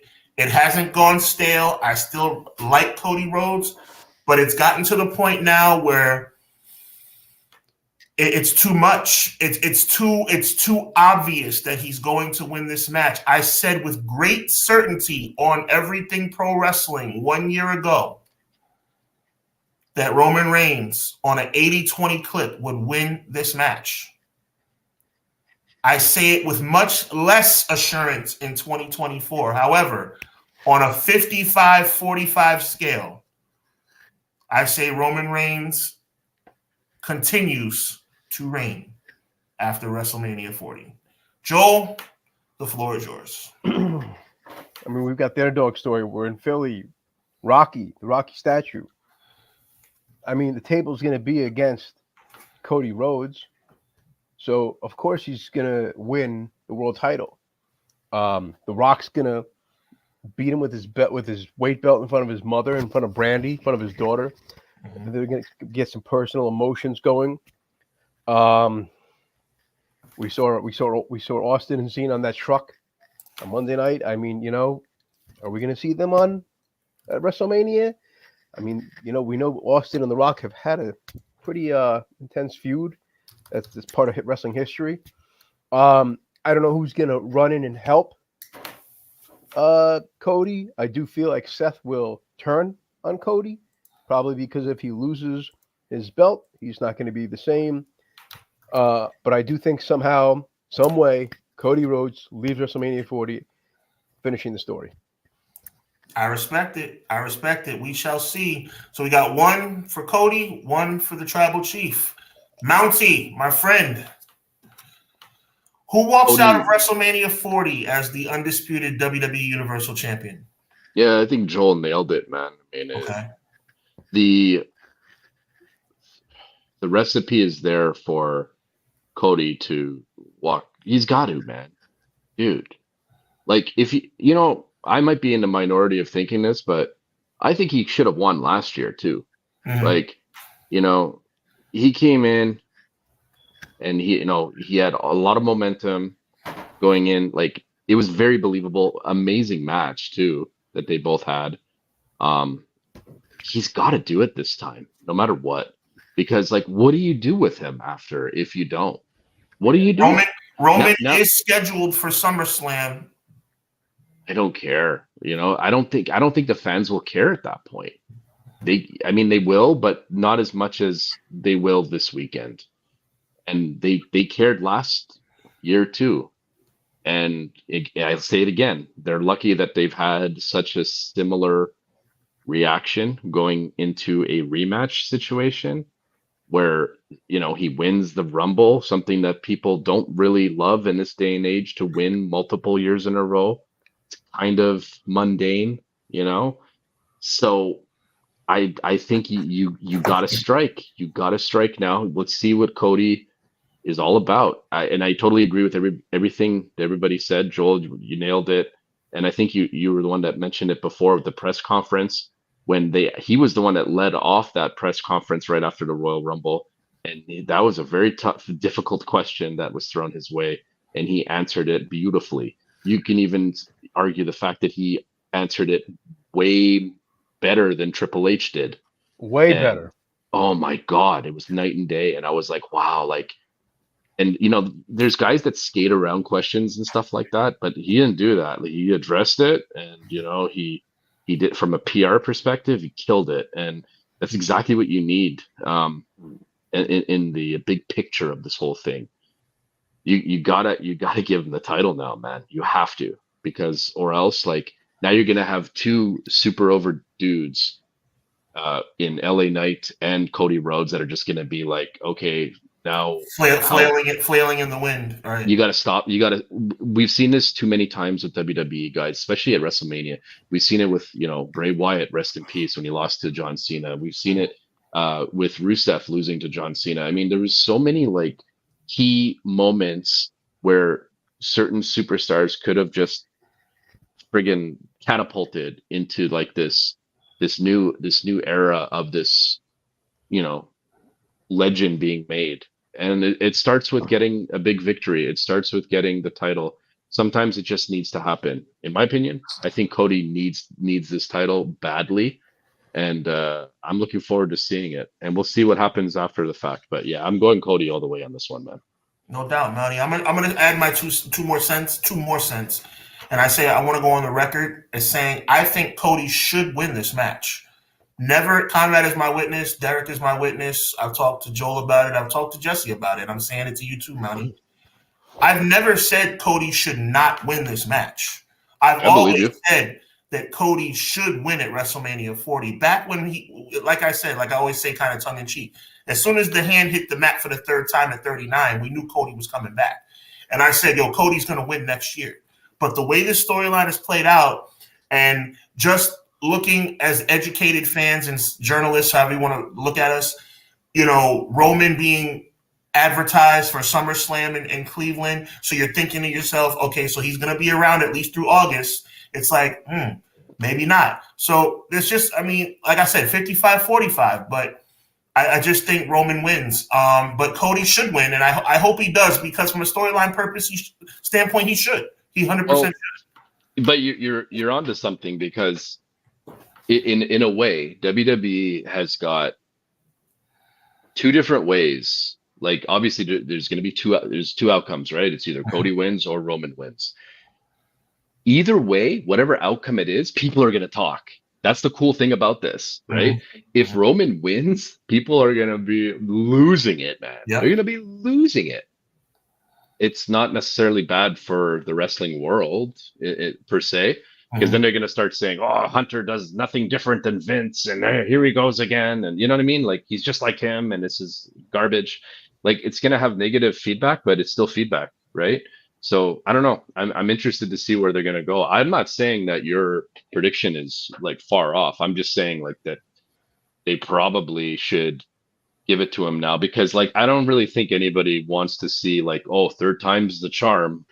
Go get him, Cody. Right. Do you really want that? Do you really want to wait? In the words of Conrad, dun, dun, dun, dun, dun, brother, do you really want to wait 4 more months of this stuff? And hey, he's going to come into Raw after Mania and be like, so guys, what do you want to talk about? Is he going to do that? Want to talk about the fact that you lost? Where does he go? Yeah, exactly. So yeah, Cody, man. But that's me. I love it. Conrad, We know what you think. Tell us why. Cody Rhodes should have won at WrestleMania 39. I'm not changing my answer. Cody Rhodes, this could have avoided all this trouble that we had if we would have made the right decision last year. So annoying. Someone else different was in charge. Cody Rhodes has to win this match. There's no way. What do you get out of it if Roman Reigns wins? And this is it. This is my short answer. Oh no, he didn't break Bruno's record. He broke Hogan's record. Who cares? And then he has to win at SummerSlam. Right. Who's you gonna feed him? He beat I never said Hogan's record meant anything. I'm just saying they've mentioned it. I'm just making points though. Yeah. What does this matter? Who you gonna feed him at SummerSlam? You gonna feed him someone else who's on the rise? You'd be like Braun Breaker, go out there, kid, and show him what you're made of. Here. Why would you do that? We're done with this. Roman, this is Roman's Hall of Fame. This is how he gets in. This is what he's remembered for. Yeah. I'm happy for it. Big Dog, he went through a lot of stuff. He was the dude behind the machine. They hated him because they didn't like the owner. I'm leaving it at that. I'm not even going to mention his name, Gomez. Right. So they didn't like him because of that. He always did what I thought was the right thing. They had him saying, suffer and succotash. You look like a fool. He proved if you would have listened to me in the beginning, you could have been had this full time. But now I'm over part-time. See you later. Have a good day. I'm done with this. I'm not mad at him. Now he can be a big-time player that you call in when you need him. Will he be champ again? Maybe, if he wants to keep wrestling. It's up to him. But Cody needs to win this. Give us some new matchups. Let's see what he can do, and let's see what happens. I'm worried what happens after the fact with him, but I ain't the main event of this segment. It's the next two people. So that's my thought. Cody better win, or I'm done with him. Ladies and gentlemen, thank you, Brother Conrad, my co-host on every Monday's Clash of the Podcast. You know something? There comes a time when you have a Hogan and Andre moment. You have Rock and Austin. You have Cena and Orton, Cena, Batista, whichever one you choose. And then you have Derek and Jesse. You have people like me who say the right things and believe the right things. Roman Reigns will probably win because of business, but then again, if Cody wins, it makes sense. Cody winning doesn't bother me. It wouldn't be something that I'd be outraged about. Cody deserves to win. I'm just saying he may not. But then you have people like Derek, who just doesn't think that Cody should win. He doesn't believe that Cody should win. He doesn't think Cody winning is the right thing. And then you have people like Jesse, who believe with 100% vigor and fervor, look it up, that Cody Rhodes should 100% win on Sunday night. Derek, my brother from another, I start with you. All right. So I'm going to get my thoughts together as I say this. So I have two things as to how I think this can go. Originally, I'm going to stick to my guns. I don't want Cody winning. And it's not because I don't like Cody. It's the fact of, again, not everybody, but a good portion narrated the story for him. He has to win the title because this is his story. No, it's not. This is the family story. This is why he has to win, because it's the family story. But I believe Cody should win. Okay. Cody should win because he didn't win last time. Okay, so that's okay. No, but this is the thing. He should win because he didn't win last time. But the other reason why I say Cody should not win, and this man will tell you, I called Rock coming back a very, very long time ago. Mm-hmm. I called that The Rock would come back to challenge. I thought The Rock would come back to challenge Roman Reigns as head of the table, because there's no reason why Roman Reigns should think that he's the head of the table. Mm-hmm. If it were not for me, you would not be here. Okay. So that's why I feel like Roman Reigns, the majority of it, why I feel like Roman Reigns should win. Because I need to see The Rock dethrone that whole situation. I got you. I let you get this far because I wasn't here. But don't think you got this far without me. I need you to understand that. For the people on audio, Conrad, as Derek's talking, puts a comment up, says, play Haters Ball on sale. Play Haters Ball t-shirt, I think you meant to say on sale at T-Public. That's hilarious. We have mugs too. There's a lot of different things. We have mugs. But as it goes, Cody and Seth win night one. Cody has or lose night one. Lose like night one. Cody has to win night two.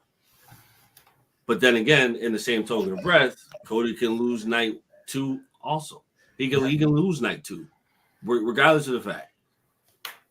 And I feel like that's how you set up The Rock, because how many times did Roman legitimately kind of cut The Rock off? Like, he's in the middle of his thing. Hold on. Right. Acknowledge me. Whoa, wait. I'm acknowledging you for what? There you go.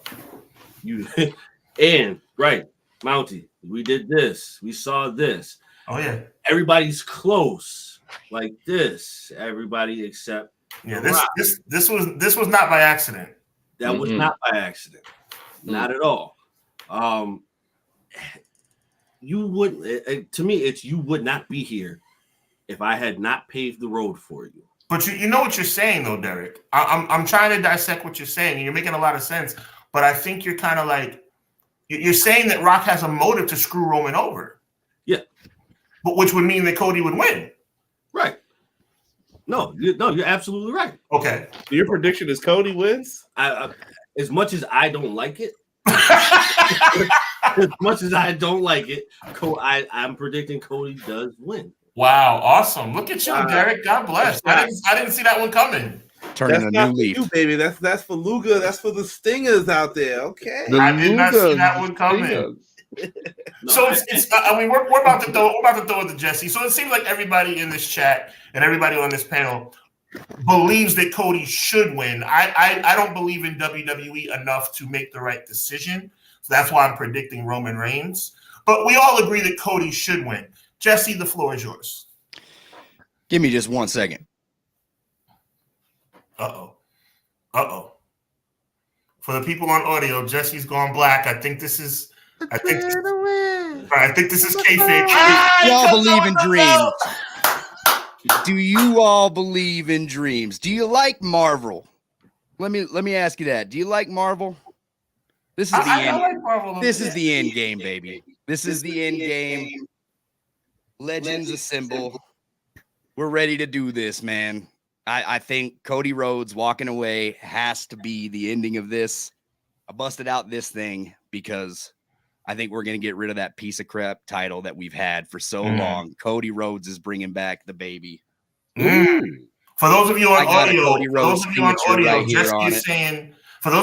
Jesse's saying they're bringing back the winged eagle for Cody. He said it today at WWE World. Nice. He said it's time to change that title. Nice. It's the end game right here, man. I feel like there's going to be a lot of shenanigans.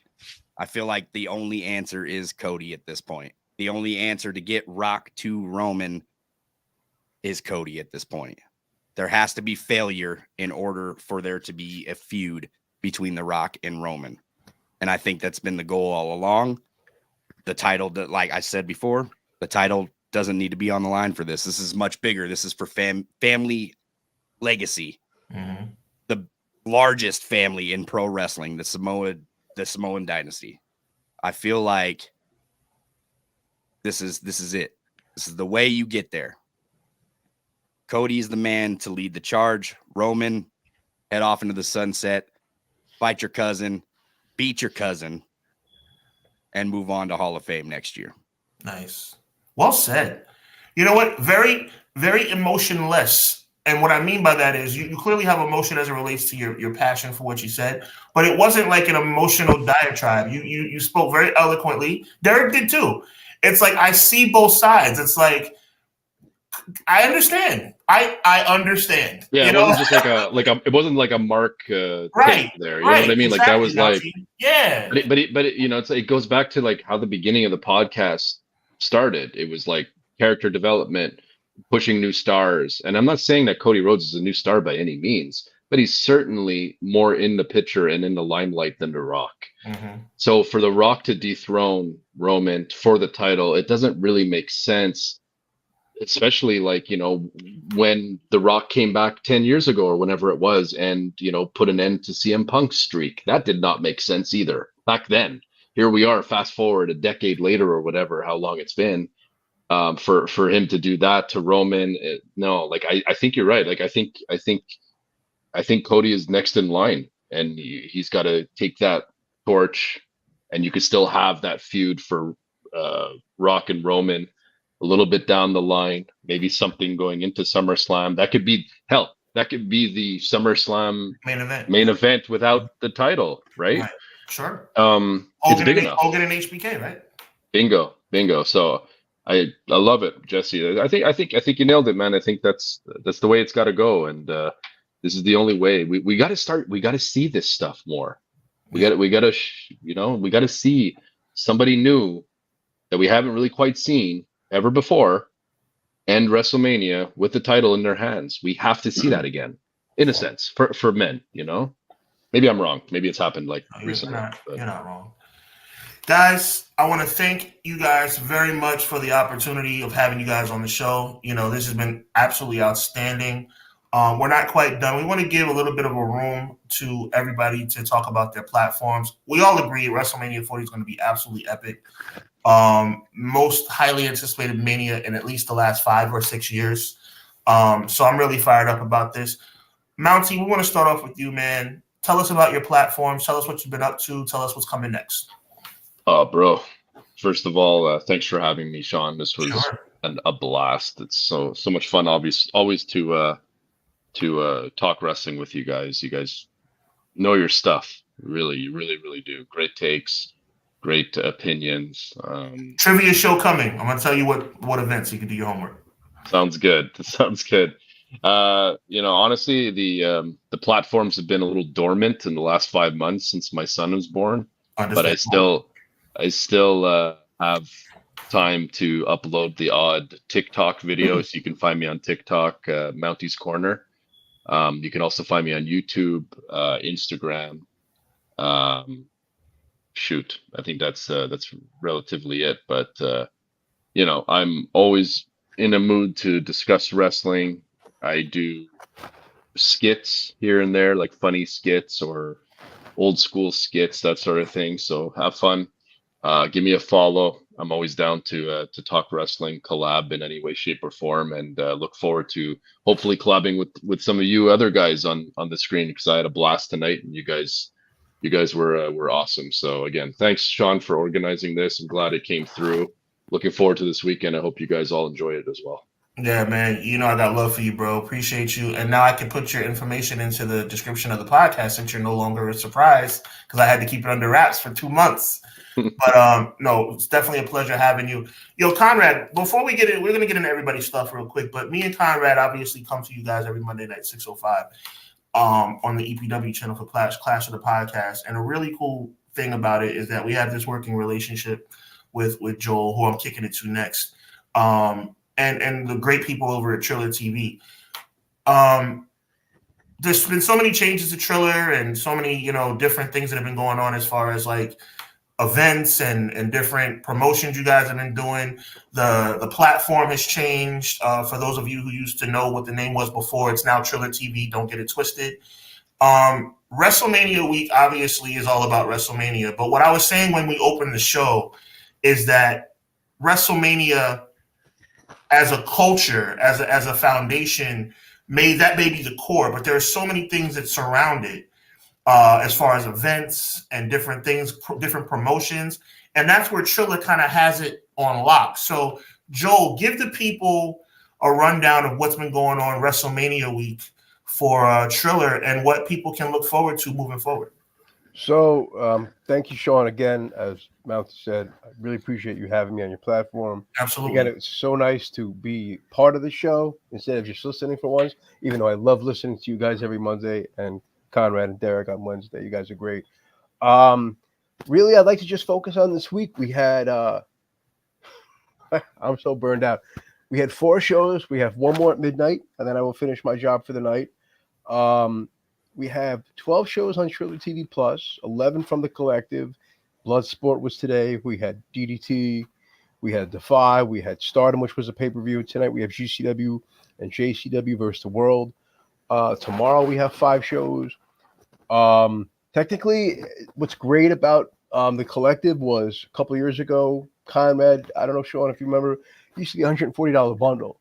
Now you get this collective bundle for $7.99 a month, and it has a free Wait, everything included for just $7.99 for the collective shows. That's the 11, awesome. The 11 collective That's shows, awesome. not Stardom and not Spark. I got what you were saying. That's cool. That's cool. So the Revolver show, even though they're not tied with GCW, you would get that with your Triller TV Plus subscription.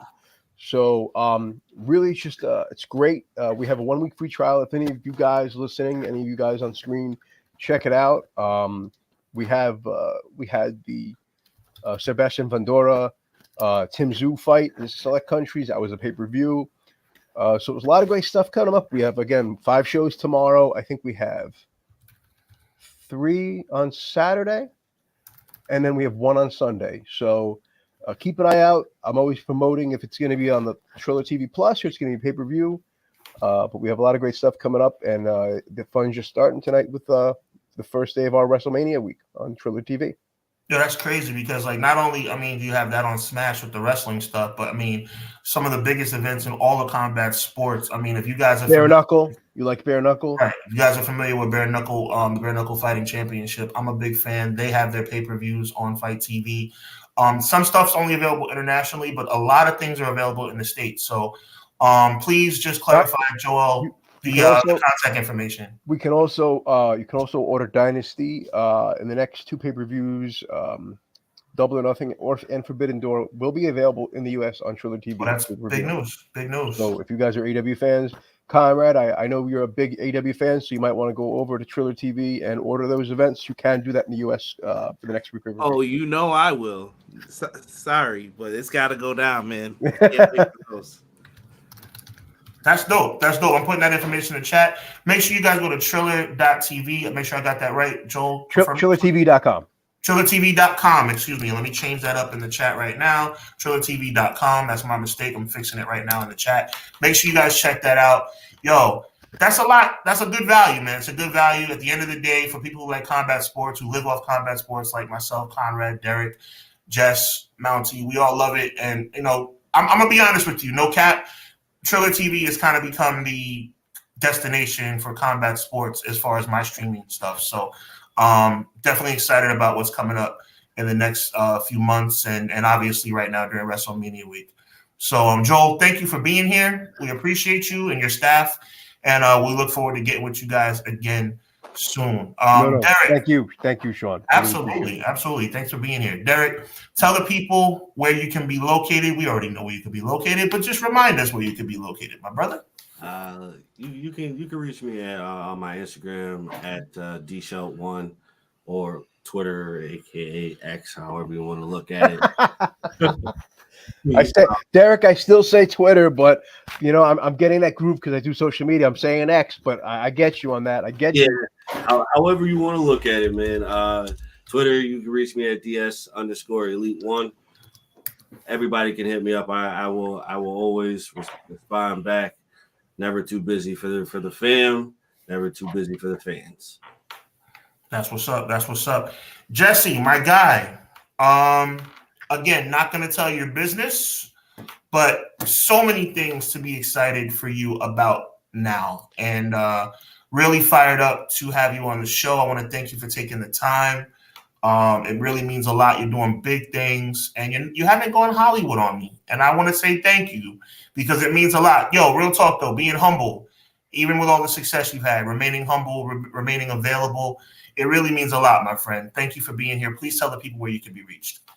First of all, thank you, everybody. This was a blast. I had a lot of fun tonight, and I look forward to collabing with everybody again in the near future, man. Let's not wait too long to do this again. It doesn't have to be every WrestleMania, but thank you, Hub, for the kind words, and thank you for having me on the show.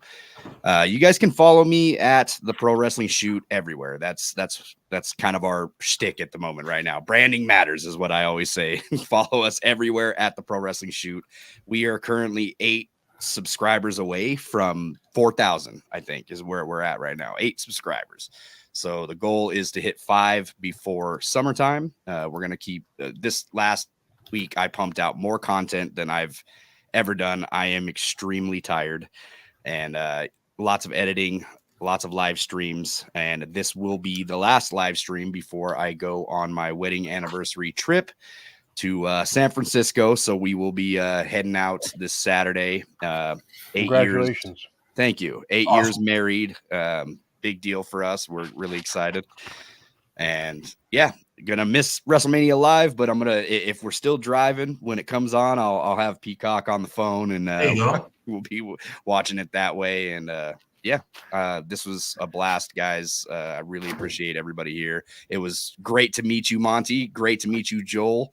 Fantastic work, you guys, and I look forward to seeing everybody in the future. What God has put together, let no man put asunder. Congratulations, big guy, and many, many more. It's a wonderful thing. Conrad, my brother from another mother, we know you're on the channel Mondays 6:05. We know you're on the channel Wednesdays 10:10. But it just sounds better when you say it. So please let the people know what's going on. If you guys want to check us out, Everything Pro Wrestling is the YouTube channel. Mondays, me and Sean live, Clash of the Podcast, great name, 6:05 Eastern Standard Time, the mothership, baby, if you will. And you guys can show up there. Me and Sean talk latest, greatest in pro wrestling. It might be WWE, AEW, GCW, Impact, TNA. You never know what we're going to talk about on there, so head on over. You probably know this week's topics are probably going to be the WrestleMania fallout before we get to Raw after Mania. Me and Derek go live on Wednesdays after AEW Dynamite. That's where you get your AEW talking. Come on over. You guys can listen to us at 10:10. That is it for this. We are going to be doing WrestleMania reviews on Saturday and Sunday after the show. Don't ask me when. Give us a second. We'll be right back here in the studio hooking it up. I think Sean's going to join us for one of the nights, maybe both of the nights. It depends on what he's got going on, but I am off work on Monday, so I'll be with you both nights. Okay. Sean will be joining us for the review. Be there. Check it out. Jesse, avoid spoilers. So be there, though, for sure, and check it out. And I want to Phone's getting turned off. I want to take the time, too, real quick, just to acknowledge everybody here on this. Derek's been my best friend since 4th grade.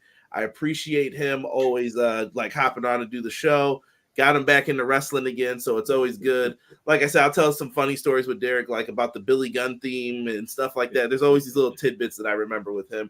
Me and Sean, we met a long time ago. I appreciate this brother as well. Always good to work with him and Mountie, the 6-pack. Shout out to everyone else in the 6-pack, Kyron, Malik, Rambo, everybody, man. You guys are all appreciated, and it was always good. Jesse, we met through, I think, video games and our love for pro wrestling. And me and Jesse are opposite all the time. And Jesse will be the first to tell you, we argue about wrestling stuff. No, that's not a good idea. I think it should be this way. And I think it should be that way. But we never really get mad at each other. And that's the thing I kind of miss with the social media interactions. So it's a good back and forth, but we always have fun. Top tier.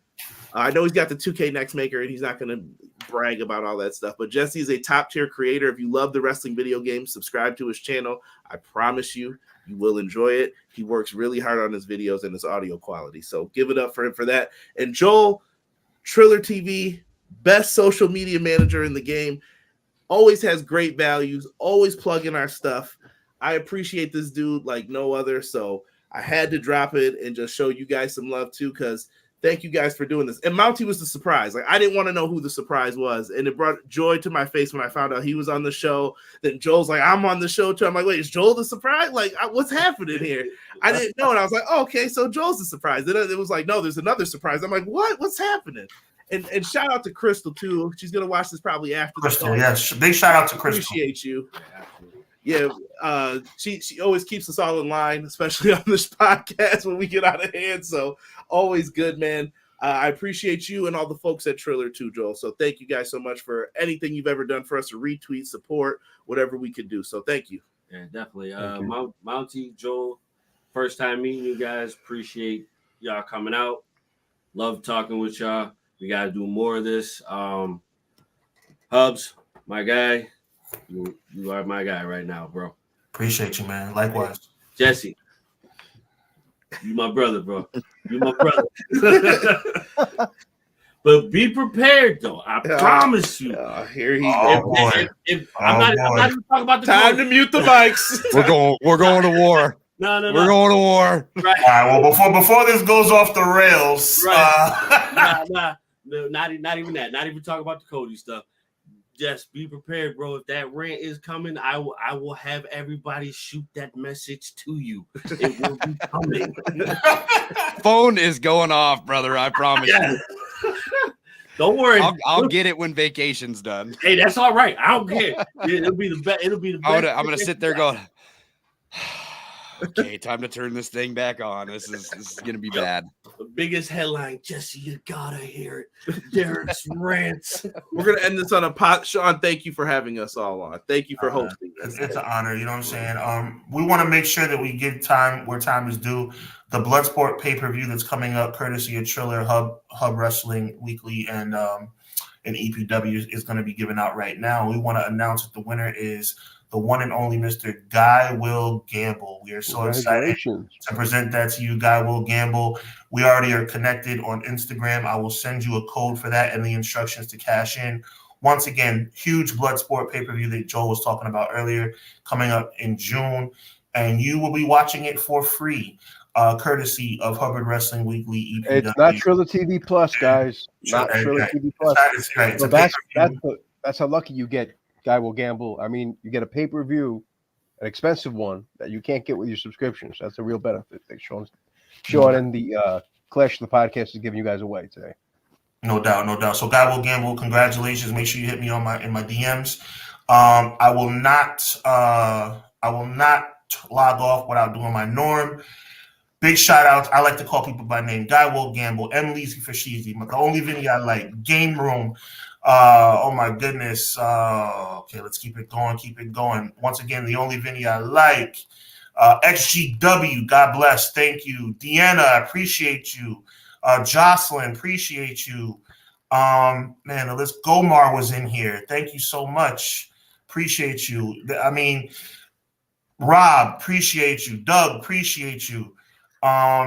Quilly, my guy Quilly, appreciate you. There's so many people in here. This is a record for me. You know what I'm saying? Like, I'm not big time, and I'm not saying this to embarrass them. I'm saying it because it's real, and they don't like when I get real like this, but I'm being real. Jess and Conrad are a big deal, and I don't get numbers like this, so I'm thankful, super duper thankful.